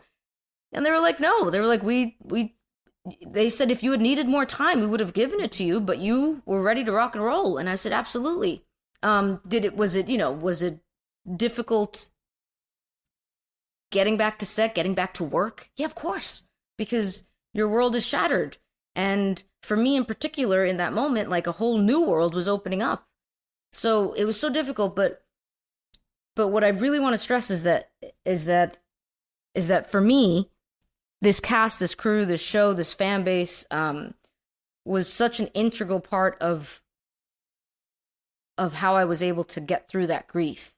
And also my family and my close friends and people who understood that, you know, it was so difficult for me in those months to necessarily respond to people or to get out to do things, like stuff that I'm still kind of getting used to again or wanting to do. And you really change. You become a different person after you lose your partner. But yeah, that was just important for me to be like that. This whole kind of storyline of, oh, because Melissa was grieving, that's why we didn't see more Alltegas backstory in season 2. I said that could not be further from the truth. I think at one point, I was starting to like write out a response, and I wanted to be like, I showed up to work every day. Do you know, I was getting my hair cut like every day. But then I was like, no, do you know what? And I also couldn't speak because of the strike and because we couldn't speak about the show. So, and then I spoke to like some Star Trek actors who've been doing this a lot longer than I've been doing it, and they were just like, yeah, what it feels like is that it's like the work that I did in 2022, right? While we were filming season 2, while we were promoting season 1, that was the hardest I have ever worked in my life, right? And when people are grieving and they're still working and they're doing all those things, there's so many layers of work that are happening that you don't see, that people don't want to talk about, that people don't want to let other people know, but they are working so hard. And so then to hear anybody in any sort of capacity, even though it was just like, you know, little bits here and there, but saying that, oh, we didn't see more of this character because Melissa was grieving, it devalues all the work that you are doing. And the fact that I was just like, looking back, I'm like so proud of myself for not having fallen apart, and for the amount of interviews that I did, and the amount of work that I was able to do, and the fact that I didn't, you know, kind of throw in the towel, because I just couldn't have. This is, you know, my life's work, and I love doing it, and I know Brian is super proud of me. So that's what it is. That's what it is that when you create narratives around people who are grieving, it just undervalues the truth of what they're saying. And I think when all the fans who have spoken to me about, they're so thankful for the fact that I am speaking about grief and what loss is like, I would just encourage people that in your own lives, when people who are grieving talk to you, listen to them. Listen to what they're saying, and don't create your own narratives when their story is right there.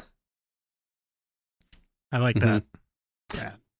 Yeah. Does that make sense? Absolutely. Totally. Yeah. I mean, it sounds like it's coming from a good place from them, but yeah, as the word you said, it undervalues all the hard work you were putting in. You did rise to the occasion. You put it in. You went in, did every episode, put it out an amazing performance, and you would have with any stories they would have given you. Totally. Yeah. And I also just want to, because I was so open and I will continue to be about grief and loss, I also want to also underscore just how incredible this production was, to make sure that I had everything that I needed. And I felt truly like I was just in such good hands. Do you know what I mean?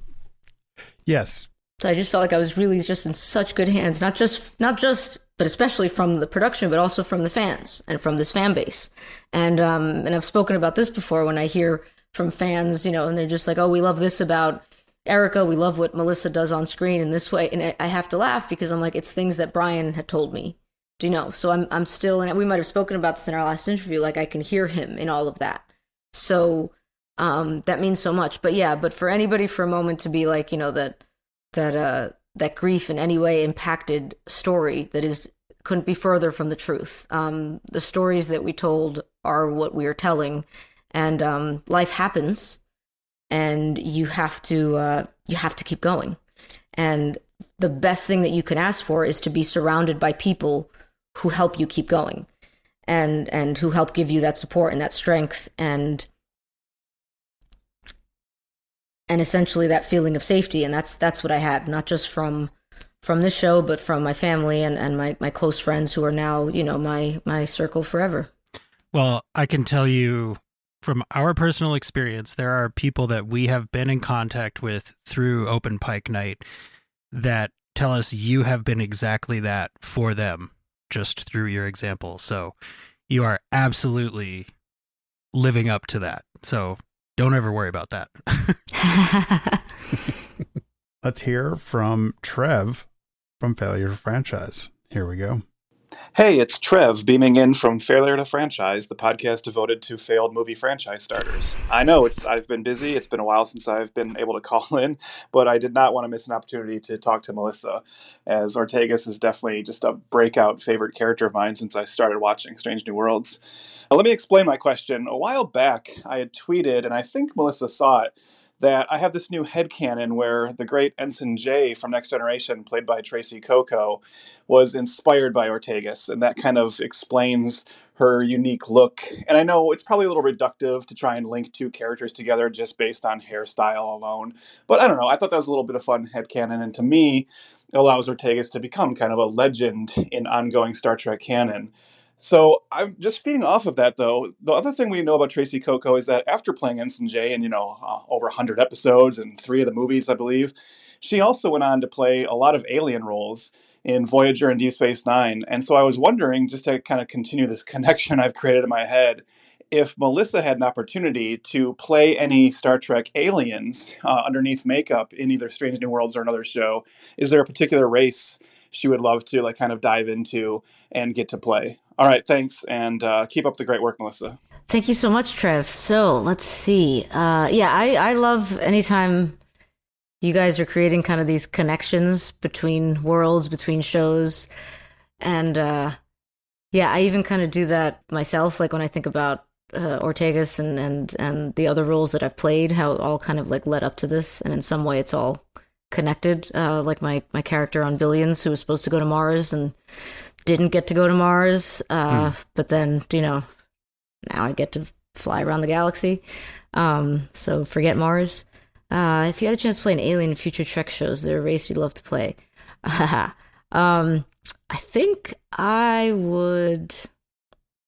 So there's a couple, but the first one that jumps out is a Vulcan, because I would love to see if I could rock that hair. And it's so very different. And I feel kind of like the hair that Alltegas had in episode 4, season 2. She kind of had like, bangs down, do you know, like had like a hint of it. But yeah, and then harkening back to what we were talking about with the eyebrow raise and the fact that people who've never watched the show just assume I play a Vulcan. I feel like it's kind of perfect. And then I'd be able to chat with Ethan about our shared love of prosthetics early in the morning. Humble brag, we asked Bernadette Croft to pick out alien races for the three of us, and she picked Vulcan for me, so I will see you in makeup. Yes. I'd like to give a quick shout out to Trev and Failure to Franchise. If you haven't listened to that podcast, just listen to the intros of the episodes and see how good he is at making a meandering connection to get to the movie they're talking about that week. They are awesome. Trev, you guys over there, keep up the good work. Every podcaster who's called in, keep up the good work. We love your shows. 100%. Pretty related question from Jen. Here we go. Okay, I'm going to try this one more time, and then we're just going to go with it. Hello, Open Pike and Melissa. So glad that they've got you back. Your character is one of my favorites, and I've seen some of the other stuff you've done too, which is pretty cool. So hopefully we get to see you do other things in addition to Star Trek. My question is, of the other Star Trek shows, regardless of production timeline or timeline in this universe, which character or type of character would you have liked to have played, and why? I personally think that you would have made a pretty good Bajoran fighting alongside Kira, because nobody but Nana can do that character, and maybe even a Vulcan. That would be interesting too. Anyways, I'm looking forward to seeing the season and anything else coming up that you might have. I hope you all have a great day. So yeah, you already answered race, but maybe are there any characters from other Star Trek shows that you just think would have been super fun, super cool to play? I don't know. I'm so partial to the character that I do play, and in my head at the moment, like I'm so right now in the middle of filming that it's so funny when you get these questions. That's like one of the things too, when you're filming and then I do interviews, like my head is like somewhere else. It's like on set, so it's like I can't even. Isn't it enough playing one character? But you mentioned the Nav Visitor and Kira, and I know for me, and we've talked about this, guys, that like Brian, when I booked the show, he was like doing like a Deep Space Nine binge, and so he definitely saw the comparisons, the similarities between me and Kira, even before we started shooting Alltegas. So I do love her character. I spoke about Commander Riker again, kind of like I feel like in a lot of ways Alltegas is the Riker of Strange New Worlds.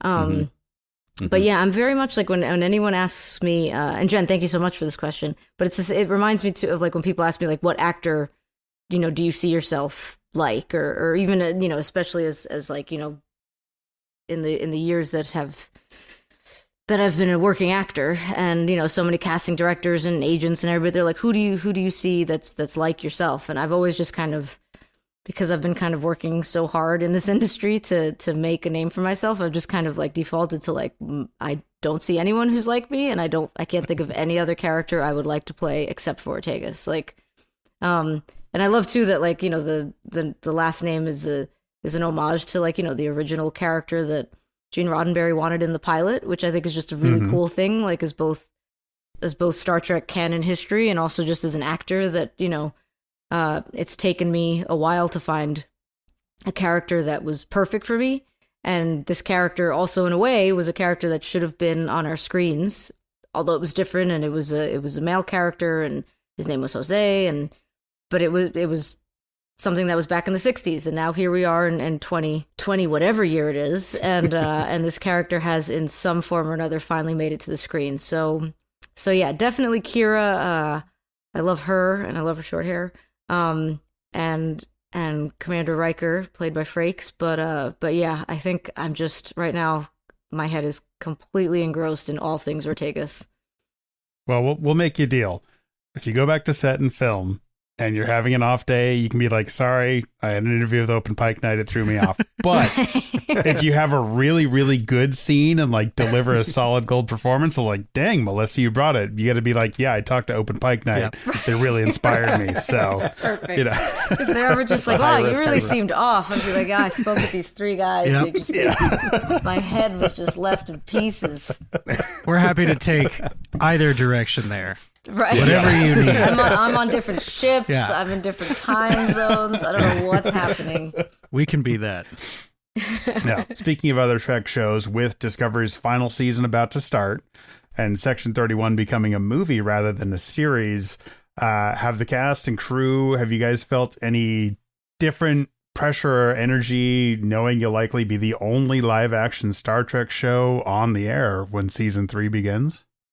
I think that because we're just working every day, pounding out really, really incredible episodes, like we just don't have any time to think about it, you know, all that much. It's just kind of like we're taking every episode as it comes, and yeah, we haven't really thought about that too much. I'm very excited for Discovery's premiere. I'm very excited for Section 31. They had a wrap party. Section 31 had a wrap party the other night that I was able to get an invite to. And it was crazy because it was after a long day of filming. And my good friend Chrissy also made it, and she had an even longer day of filming. And it was so wild because, as you can tell, even because I've mentioned it multiple times during this interview, like how my head is still like on our set. Like think about like filming all day and then going to the wrap party of another set and then seeing like, you know, faces that you know from Discovery and faces that you know are going to be in Section 31, and kind of like your brain's like, what's happening? Do you know like what's going on? But it was very exciting. I was happy to be with so many crew members who are going to be celebrating not only this film that's coming out, but many of them have also worked on Discovery. And so I'm just excited right now that there's kind of so much Star Trek in this moment. Like we're filming, Discovery's coming out, Section 31 just wrapped, and I got to meet Michelle Yeoh, and she was wonderful, just so wonderful, and yeah, and getting to be there with her and to see everybody interacting with her, like yeah, she's just in many ways she is a role model in this industry. So yeah, but in terms of that we're going to be kind of the only ones. I mean, we're not though, because Starfleet Academy is coming out, and so there's like so much happening. And just right now, I was just thinking about this yesterday because somebody had posted, you know, one of the actors at the Section 31 wrap party posted a picture of all of us, and so it kind of made the rounds, and they were like, "Oh, cool! Like Strange New Worlds and Section 31 and Discovery, everybody's together." And I was just like, "Yeah," I was like, "Right now is a very, very cool time of like something's about to come out. We're filming something." And there's just a lot of Star Trek excitement. And I'm like, this is a really great franchise to be a part of. And as a fan, I can only imagine it is just... It's insane. Yeah, there's no like, right, there's no shortage of what's coming. Fantastic. All right. Well, we have another call here. Newman from the Movies for Days podcast. Hi, Open Pike Night. Newman the Space Hippie from the Movies for Days podcast.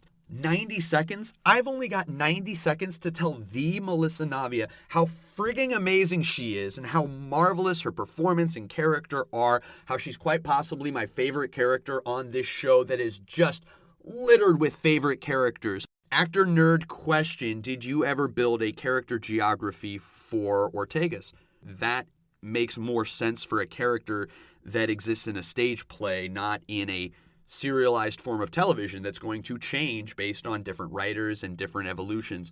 But every actor has their process, so I'm genuinely curious, did you ever build one for her, a backstory? Has it required change over time?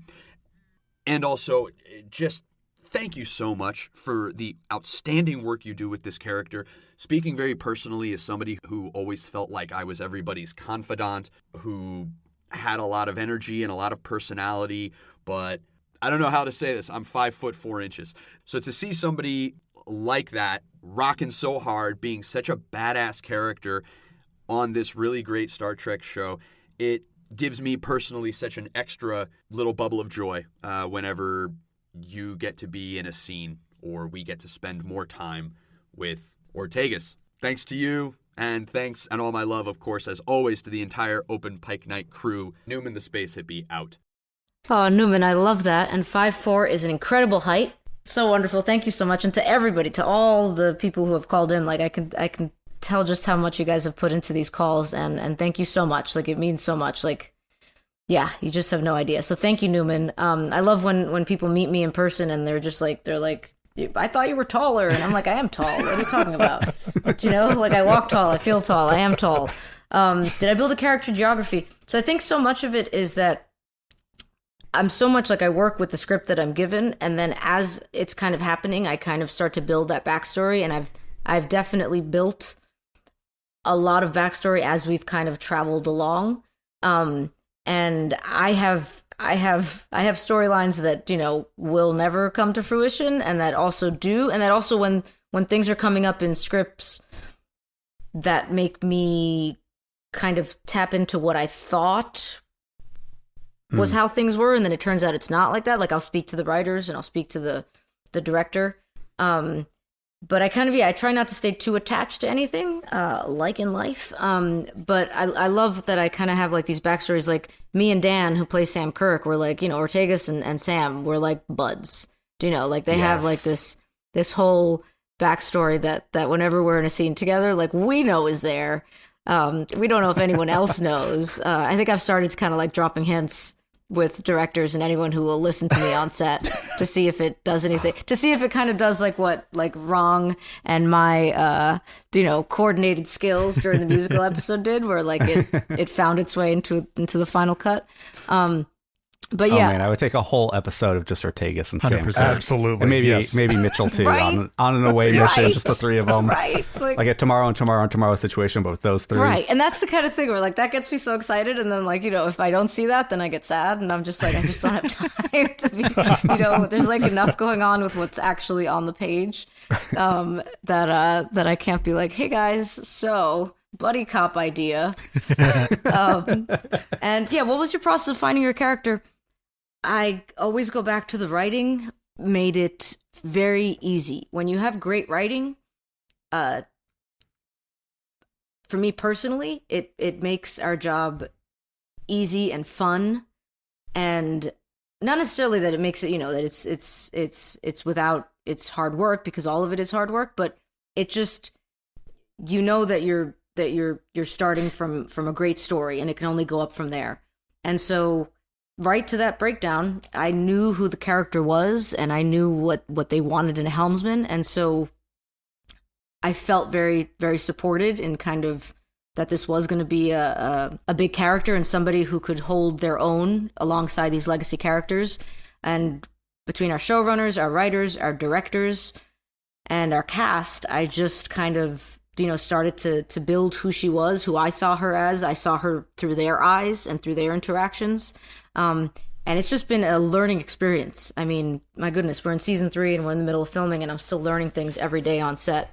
I'm still questioning what it is that I'm doing. I'm still trusting myself to find moments that maybe I didn't see when I first read the script, and I'm finding them on the day. But yeah, it's an ongoing process. Essentially, that is the answer, Newman. It is an ongoing process, and a bit of it is what I see for the character and kind of the storylines that I've built. But so much of it is trusting the writing and then taking it from there, and then trusting those people that we work with who know how to make good television. And actually, we have a great question from Platty to follow that one up. Hey all, this is Matt, aka Platium3, and like I've done for the past year, I'm calling in with my hits, shits, and misses. Under hits, just gotta do some praise here. Watching and listening to Melissa the past couple years, it's been wonderful.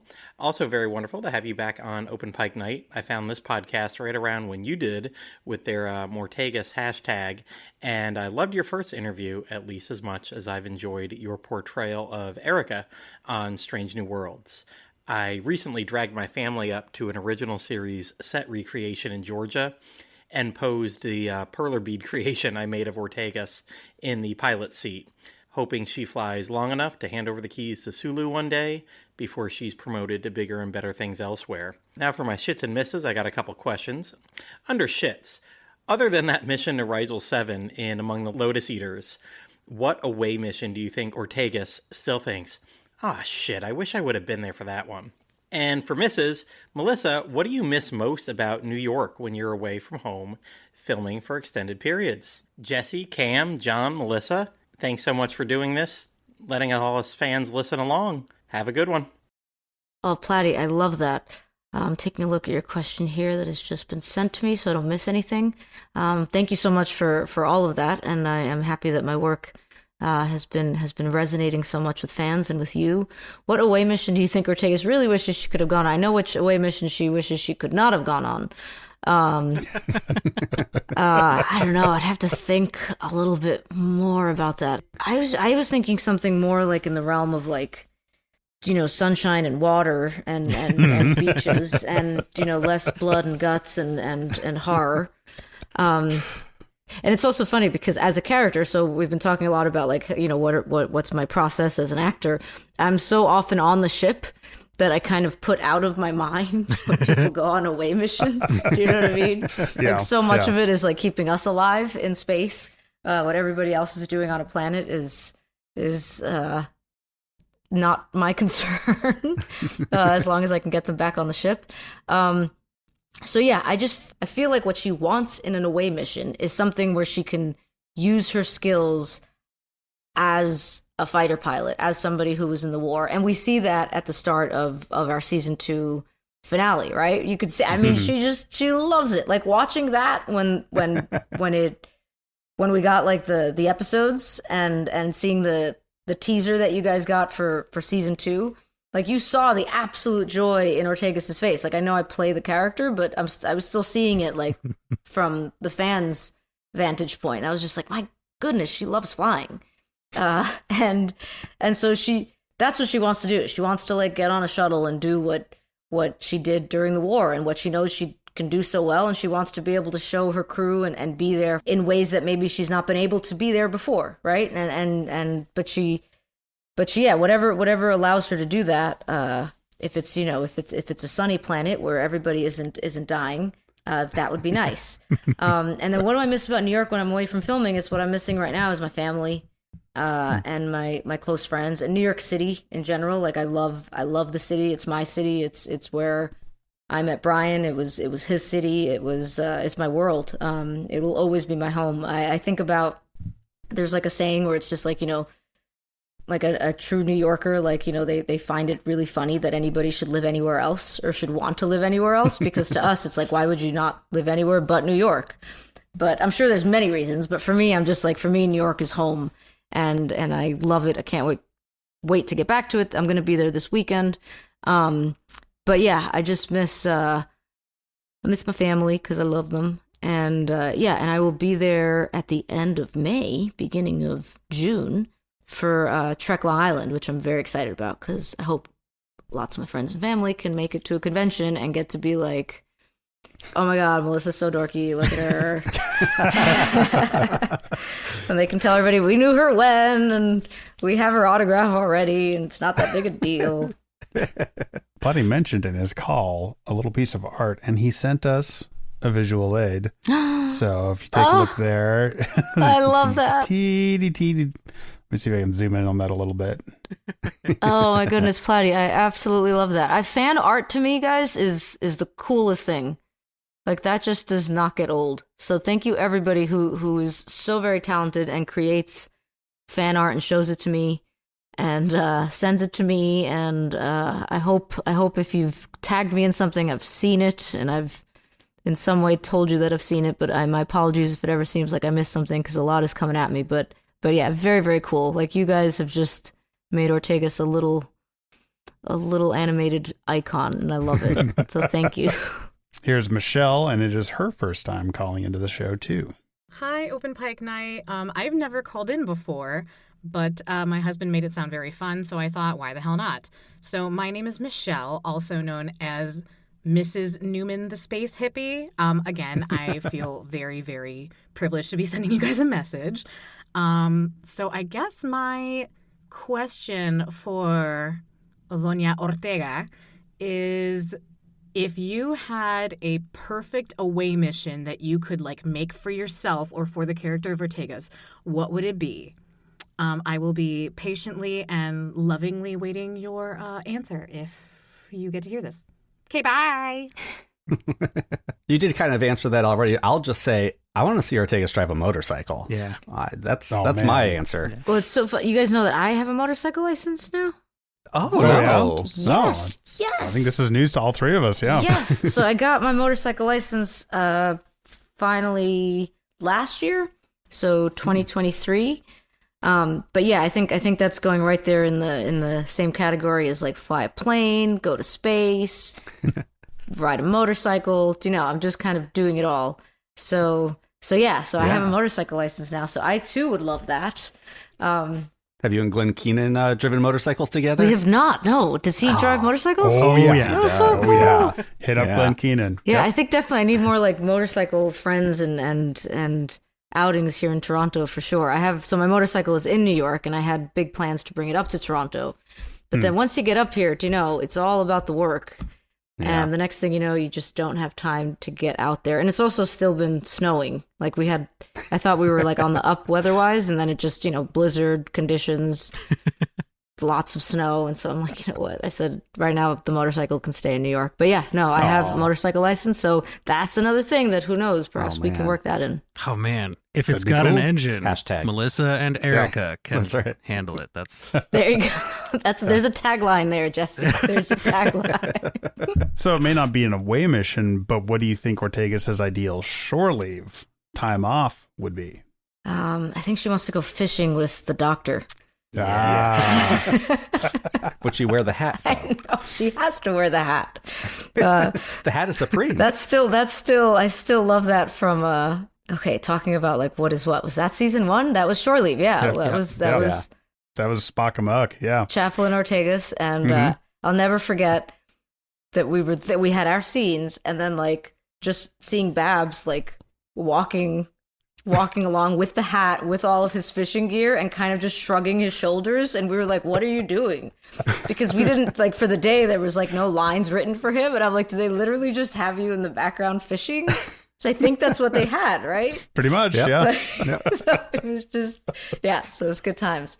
No, I feel like talking about, like, storylines that I make up all the time, is that Alltegas and the doctor just, like, she like just loves hanging out with him, and I think that what we saw in the fantasy episode in season 1 was we got to see that come to life, in a way where she's just like, she was his right hand man, essentially. Like she was gonna whatever he needed, she was there as Saradia. So yeah, I would definitely love to see more shore leave time with the doctor and with Chapel, especially because Alltegas gets so little time with them on the ship. Yeah, and there was a cut scene from 208 where all the war veterans met up at the bar, and I was like, why? This is great. So where did you see that? It's on the Blu-ray. Yeah, it's on the Blu-ray. So I love that scene. That scene is on the Blu-ray. See, I have it, I own it, but clearly I have not seen the cutscenes. I got a copy for my parents. I'm so happy that scene is there, because I remember when I saw the episode and I'm like, I love that scene. And they're hanging out at the pub. Yeah. At the Enterprise pub. Yeah, usually when we watch deleted scenes, we're like, oh, okay, I see why they took that out, flow. Yeah. It makes sense. But that scene, I was like, okay, maybe this is just a mistake. How funny. Yeah, it's all like time, right? Time. There's only so much you can stick in there. And that's why too, like when I see the final episode, like I try to kind of forget about all the things we taped that didn't make it in, because then I'm going to be like, that was so great. That was so great. And because I just I trust the editors, I trust the director, I trust everybody, what had to make it in, made it in. So, but that was one scene where I was like, but cool. See, that's why I have I have the Blu-rays, and I'm just kind of like, you know what, that's work. I'll just, but now that makes me want to go and look at it. So I will check with my family and see if they've seen that cutscene. Good. Our final caller of the interview is another new caller. Hands down, you have the record for the most brand new callers besides episode 1 of Open Pike Night. So awesome. Here is Nina. Hi, Open Pike Night. My name is Nina. I use they, them pronouns. This is my first time calling in. I knew I had to ask a question when I saw that Melissa Navia would be a guest. Melissa, you may or may not, likely not, remember me from tweeting at you a while back. It was a video of Alltegas flying and describing it to Pike as a third date. And I think the caption was, I would do anything Melissa Navia tells me to, which provides context for my question. Can you tease at all whether Alltegas will have a love interest in season 3? And I imagine you probably can't answer that question. So at the very least, I'm wondering if that's something you personally are interested in your character having as an arc. Yeah, thank you for listening. I also just want to add that when I saw Bannon's Nebula as a tribute in season 2, I teared up a little, and I just want you to know my heart and thoughts are with you. So thank you for everything you do, and live long and prosper. Thank you so much for that, Nina. Thank you for everything you just said.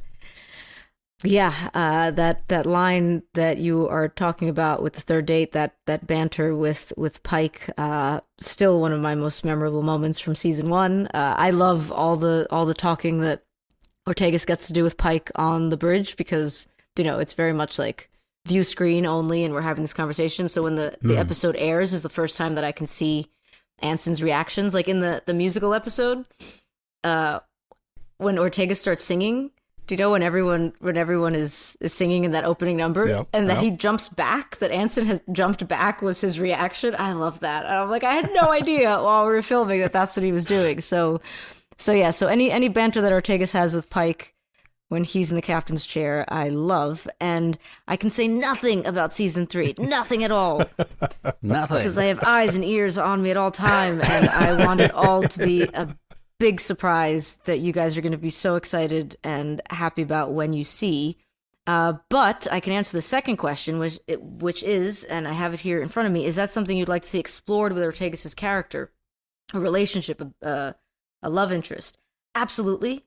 That's another piece of a character that as an actor you get to see a whole different side to this role that you play, and you get to experience something new with a new character that has been brought into the life of the show. And so I would love that. Whether or not, if and how and when and why, all of those are questions for our writers, and they will give away nothing. They're just a Fort Knox over there.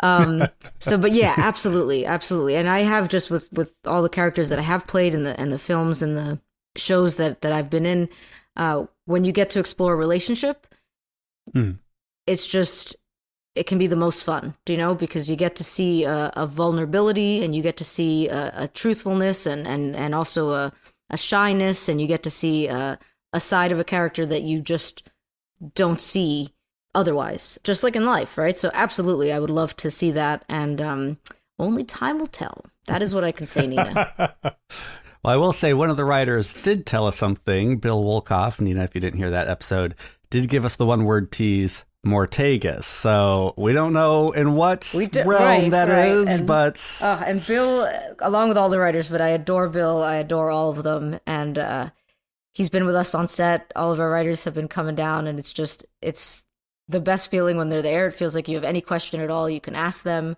You just feel like, you're really, really well taken care of. So I know Bill and all the writers and everybody, our producers, they have also taken up the Alltegas chant. So I got to thank you guys for that. I got to thank the fans for that. And again, going back to what we were talking about earlier, it is just a matter of, we have such an extraordinary ensemble, and we have a limited time to tell incredible stories, and it takes so much to create one episode, that it's so good because it takes so much, and to be able to kind of weave storylines that work so well, and they work together, and they work in the time frame that we have for them is truly a skill. I don't know how they do it. I say it because it's true. I'm a very, very small part of a very big machine that is well oiled and is running well, and that the fans are responding well to. So if I can just keep doing what I'm doing, which is creating this character and giving my all to it, I'm gonna keep doing that. But yeah, Bill was right in that, and let's see what happens. And Bill knew who he was saying that to. when he was here. He was like, I'm going to say Alltegas because I know you guys will keep me accountable. So we appreciated Bill going out on a limb for us like that. Bill is such a sweetheart. He really is. And he's just watching his socials even is a ton of fun. Like all the biking, all the ties. Yeah. Like he seems like such a great guy. Yeah, I spoke to him the other day while he was on set about all of his bicycling posts and the activism and the social media posts that he's putting out about it. And I was like, Brian was really big into bicycling and into cycling and especially in New York. And so kind of everything that Bill has been posting about, I'm like, that has a special place in my heart. And he's just during the strike. Bill was also, he picketed, I think, every single day during the writer's strike. And he really, like, seeing his involvement really, like, got me very, very excited for what was happening. It got me very invested even before the actors went on strike. Like, I was just like, our writers are out there every single day. And I'm going to be out there with them. And so Bill was a huge part of that, and seeing all our writers out on the picketing line. And now that we're all back to work, like, it just, I kind of just keep going back to that moment. I'm like, yeah, there was not too long ago where we were all not working. And so we're very, very grateful to be back to work. Yeah. Absolutely. So last year, and we know you can't say anything specific, we won't push you on that. But last year, the cast and crew were both very clear that episodes 7 and 9 of season 2 were something that fans should really, really be looking forward to. Anson Mount recently mentioned on Instagram that season 3, episode 7 is, quote, something he's never done before. Knowing that, is there a season 3 episode that you cannot wait for people to see? I have so many answers in my head, but they're not coming out. So I feel like when we were promoting season 2, I feel like I was very good at not saying anything that gave things away. Like, I feel like if it had just been up to me, nobody would have known that a musical was happening. Like, I would have been so secretive. I just want to say, because we specifically asked you what your go phrase would be if you were captain, which was a scene in season 2 where Alltegas gives her go phrase. Oh, yeah, how funny. And we had no clue. How funny. You did not let on at all. How funny, right? Yeah, it's part of the acting. You were very good. It's part of the acting. So I would say, following in my captain's footsteps, I will also say, because Anson said it, I will say episode 7. But I will say, I'm trying to think of what I can say. I will say that there is another episode, but I cannot bring myself to tell you what number episode. There's another episode that is extraordinarily special to me, but I can't tell you what it is. We can work with that. It's fair. But I am very excited about it, and so I'll say that. Beautiful. I just want to say, guys, too, like, I never open up this giant shade in my apartment here, but, like, fans aren't going to be able to see this, but you see this. So this, like, I have had the sun is, like, right here in the living room. And because I felt like the light would be better for you guys, but of course we're not on video, so it doesn't matter. But I just didn't change that 2 hours ago. So we try to keep the pressure low. I do feel like we have to ask. You've mentioned before that you were getting back into stand-up comedy. So how's that going? How's your set coming along?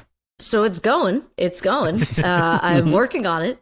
I have not been back on the stand-up stage, if you will.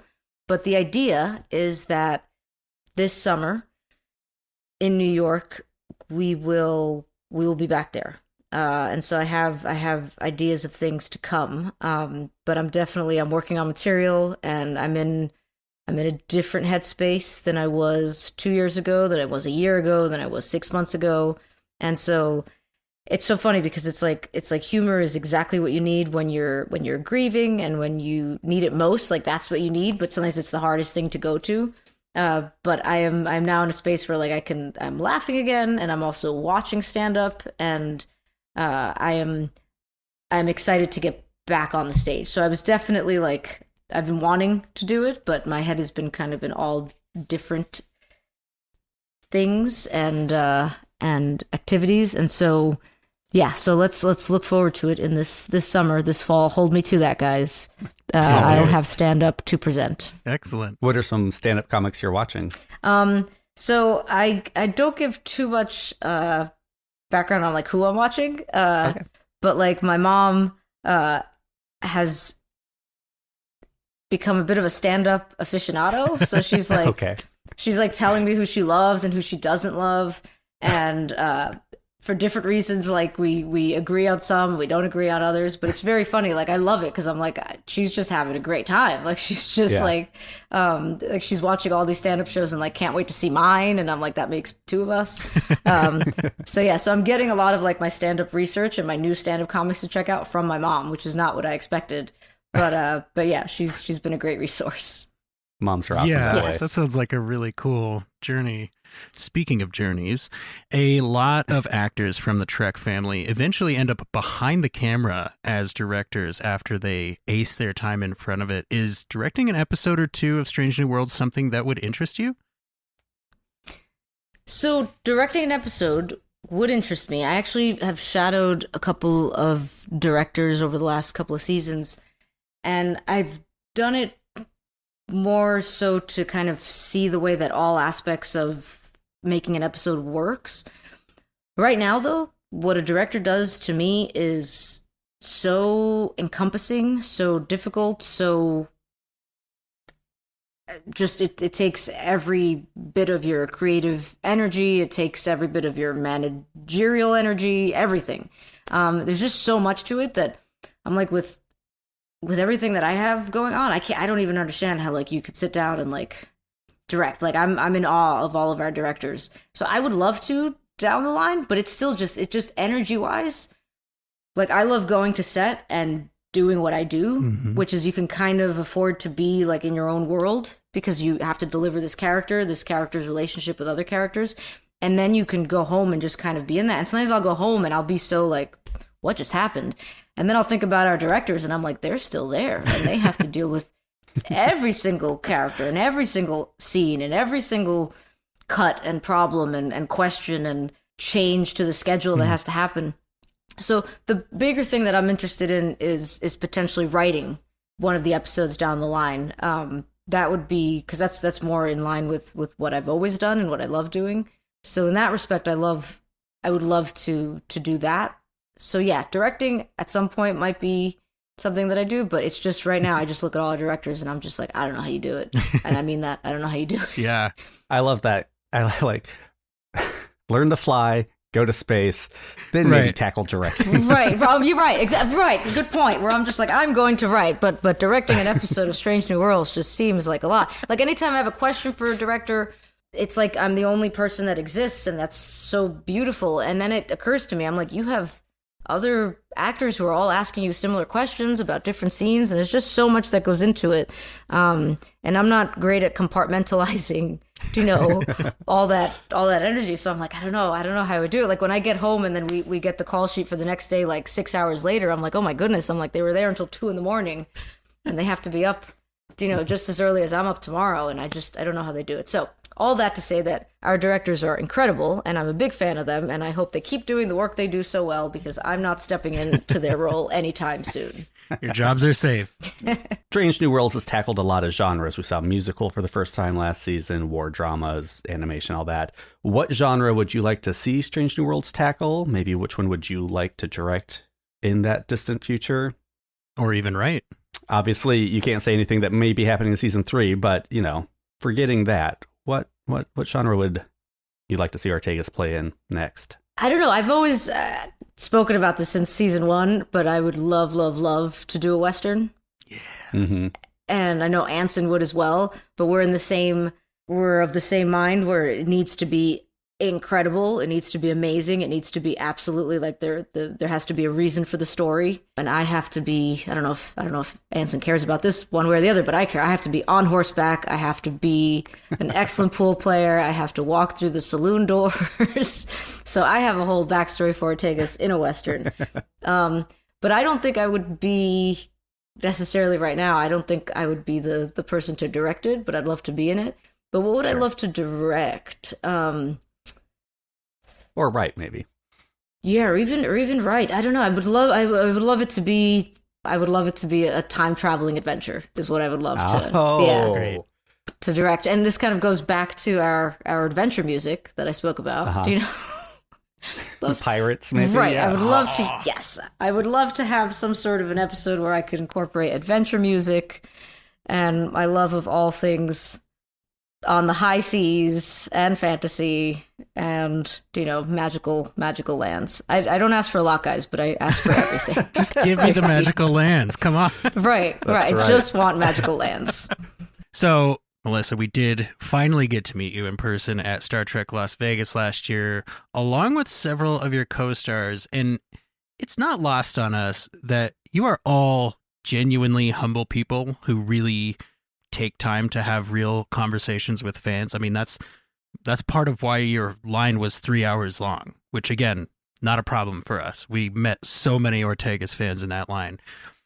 Do you think there's something about a show like Strange New Worlds that attracts that kind of actor, somebody who is humble and down to earth?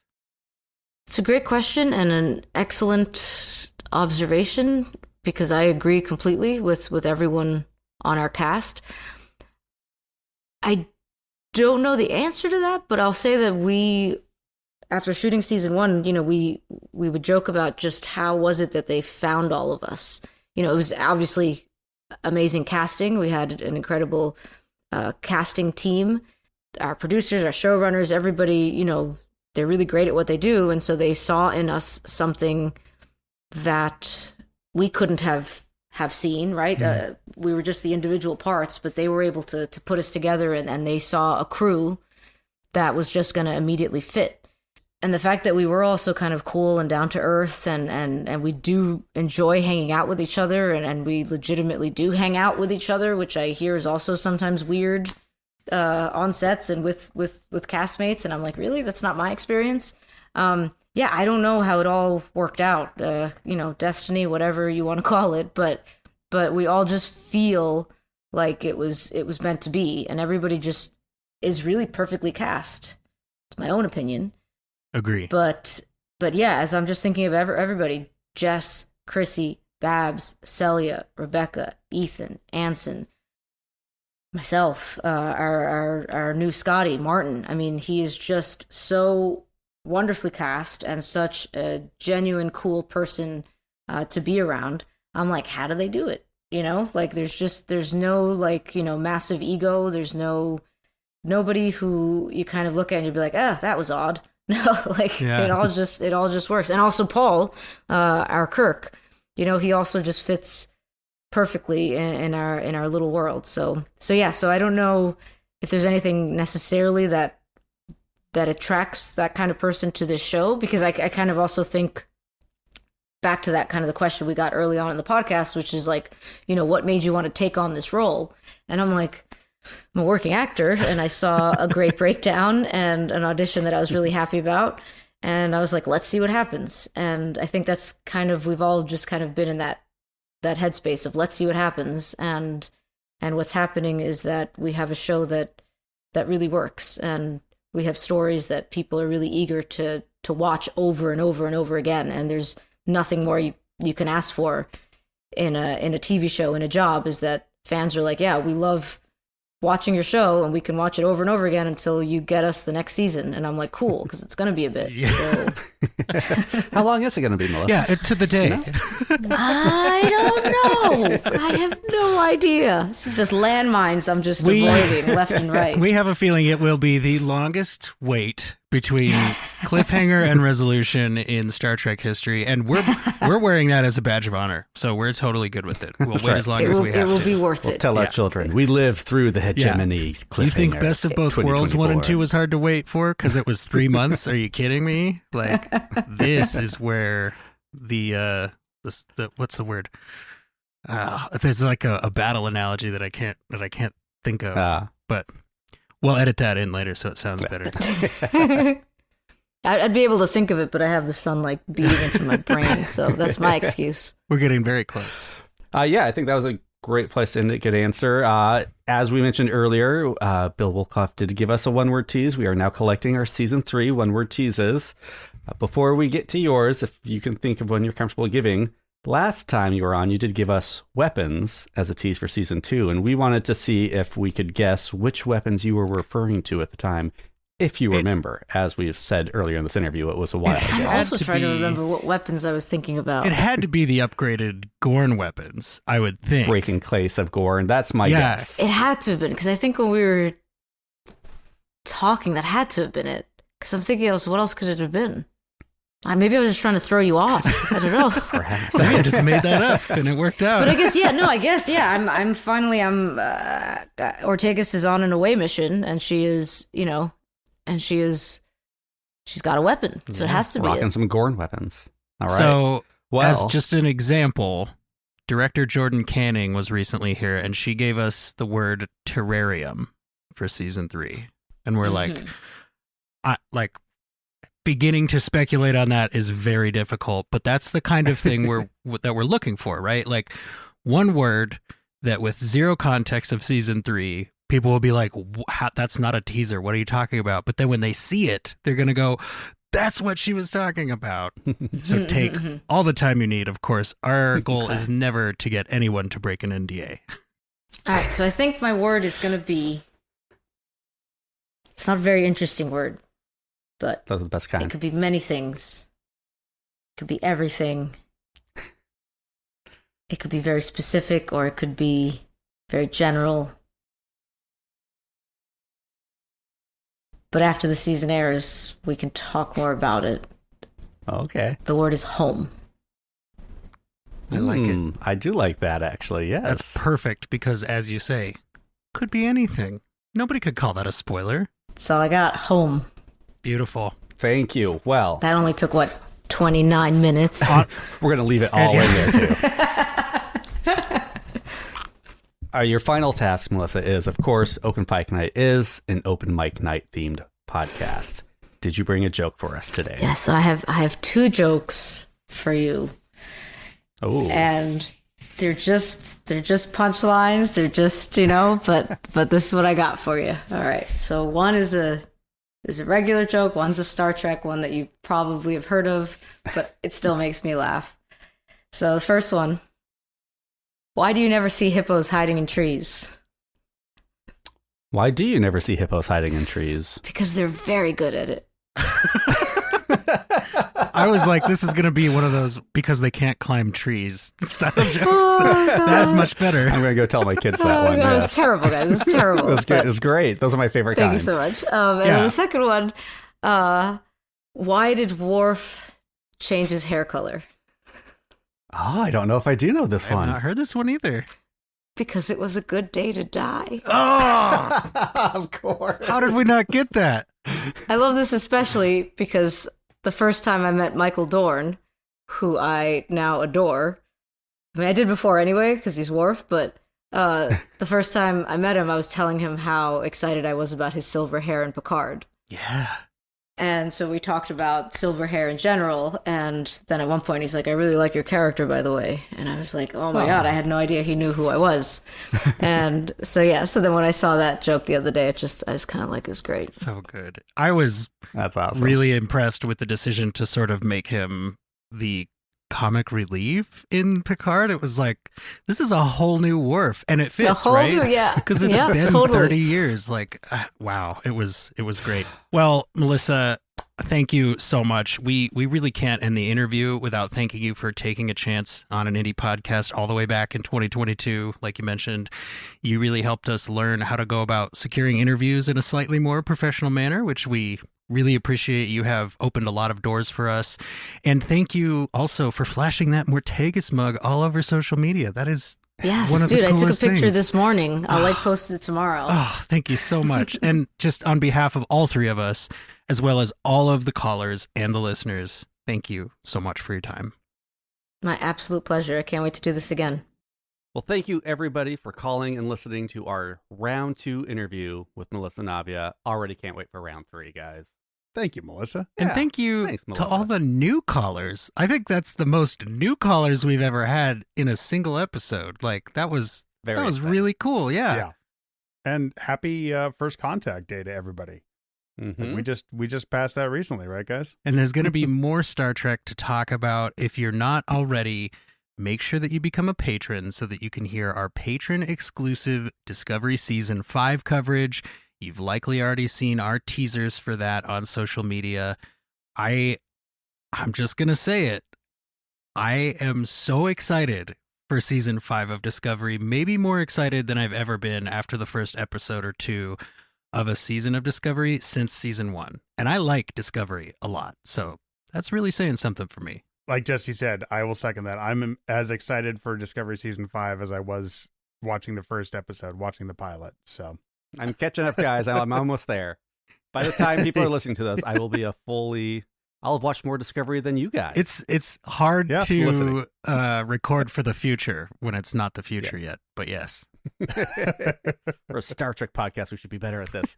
Exactly. Anyway, yes, as we asked Melissa about some genres she would like to see Strange New Worlds go into. If you haven't seen our genre, not really predictions, but Blue Sky, Pie in the Sky Hopes article, we released that on First Contact Day, so go check that out. And where else can people find more Open Pike Night, Jesse? The best place to find everything that there is related to Open Pike Night is openpike.com. You can find ways to call in there. You can sign up for our newsletter there so that you know who's coming up on the show. You can find our merchandise there, which we also put out some new pieces of for First Contact Day. You can find all the articles that we've been talking about there. Openpike.com really is the place to be. But if you're like me, and you spend time on social media, maybe sometimes more than we should, just look up at Open Pike. You will find us. We've got that familiar brick wall background and our logo on there. We don't monitor every social media the same, but we will answer you if you contact us on any of those places.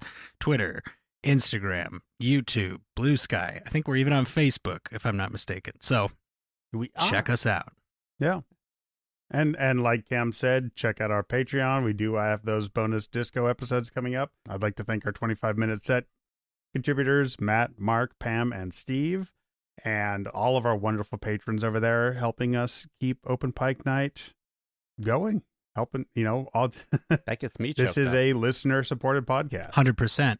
And I really love, you guys, John and Cam, you know this, but I love that we get to be an independent podcast that also talks to big names from Star Trek. You don't have this corporate filter on it where we're talk to us about how much you love working for Paramount. It's like a real conversation that we're having with real people. And it's amazing to me how down to earth this whole cast of Strange New Worlds is, despite their wild success. And honestly, having spoken to some of the cast from Discovery, same thing with them. Everyone is so humble and just real, and I really appreciate that. Cameron, go. Do you talk about Star Trek anywhere else? So much, guys, but you can go over to Green Shirt. At Green Shirt 87 will find us on most social medias, or Green Shirt Podcast, one of those two, where, I'm burning through the last season of The Next Generation and diving into some DS9, and as we were just talking off mic before all of this, very much looking forward to finally entering the Cardiverse in a year or two when we finish. Gotta get through all those movies first. Yeah. That's right. Exciting. And while you're checking out Green Shirt on social media, go check out their very cool Riker statue initiative. Just go ahead and tweet at any public Alaska account that you would be willing to visit and spend tourism dollars to see the Will Riker statue. We're going to make it so, guys. Absolutely. The Riker maneuver is going to happen. Thank you all for spending time with us this evening. And Melissa, Navia, thank you very much for your questions, your calls, your support. Be sure to clean up after yourselves. Be sure to tip your servers. You can go anywhere you want, but you can't stay here.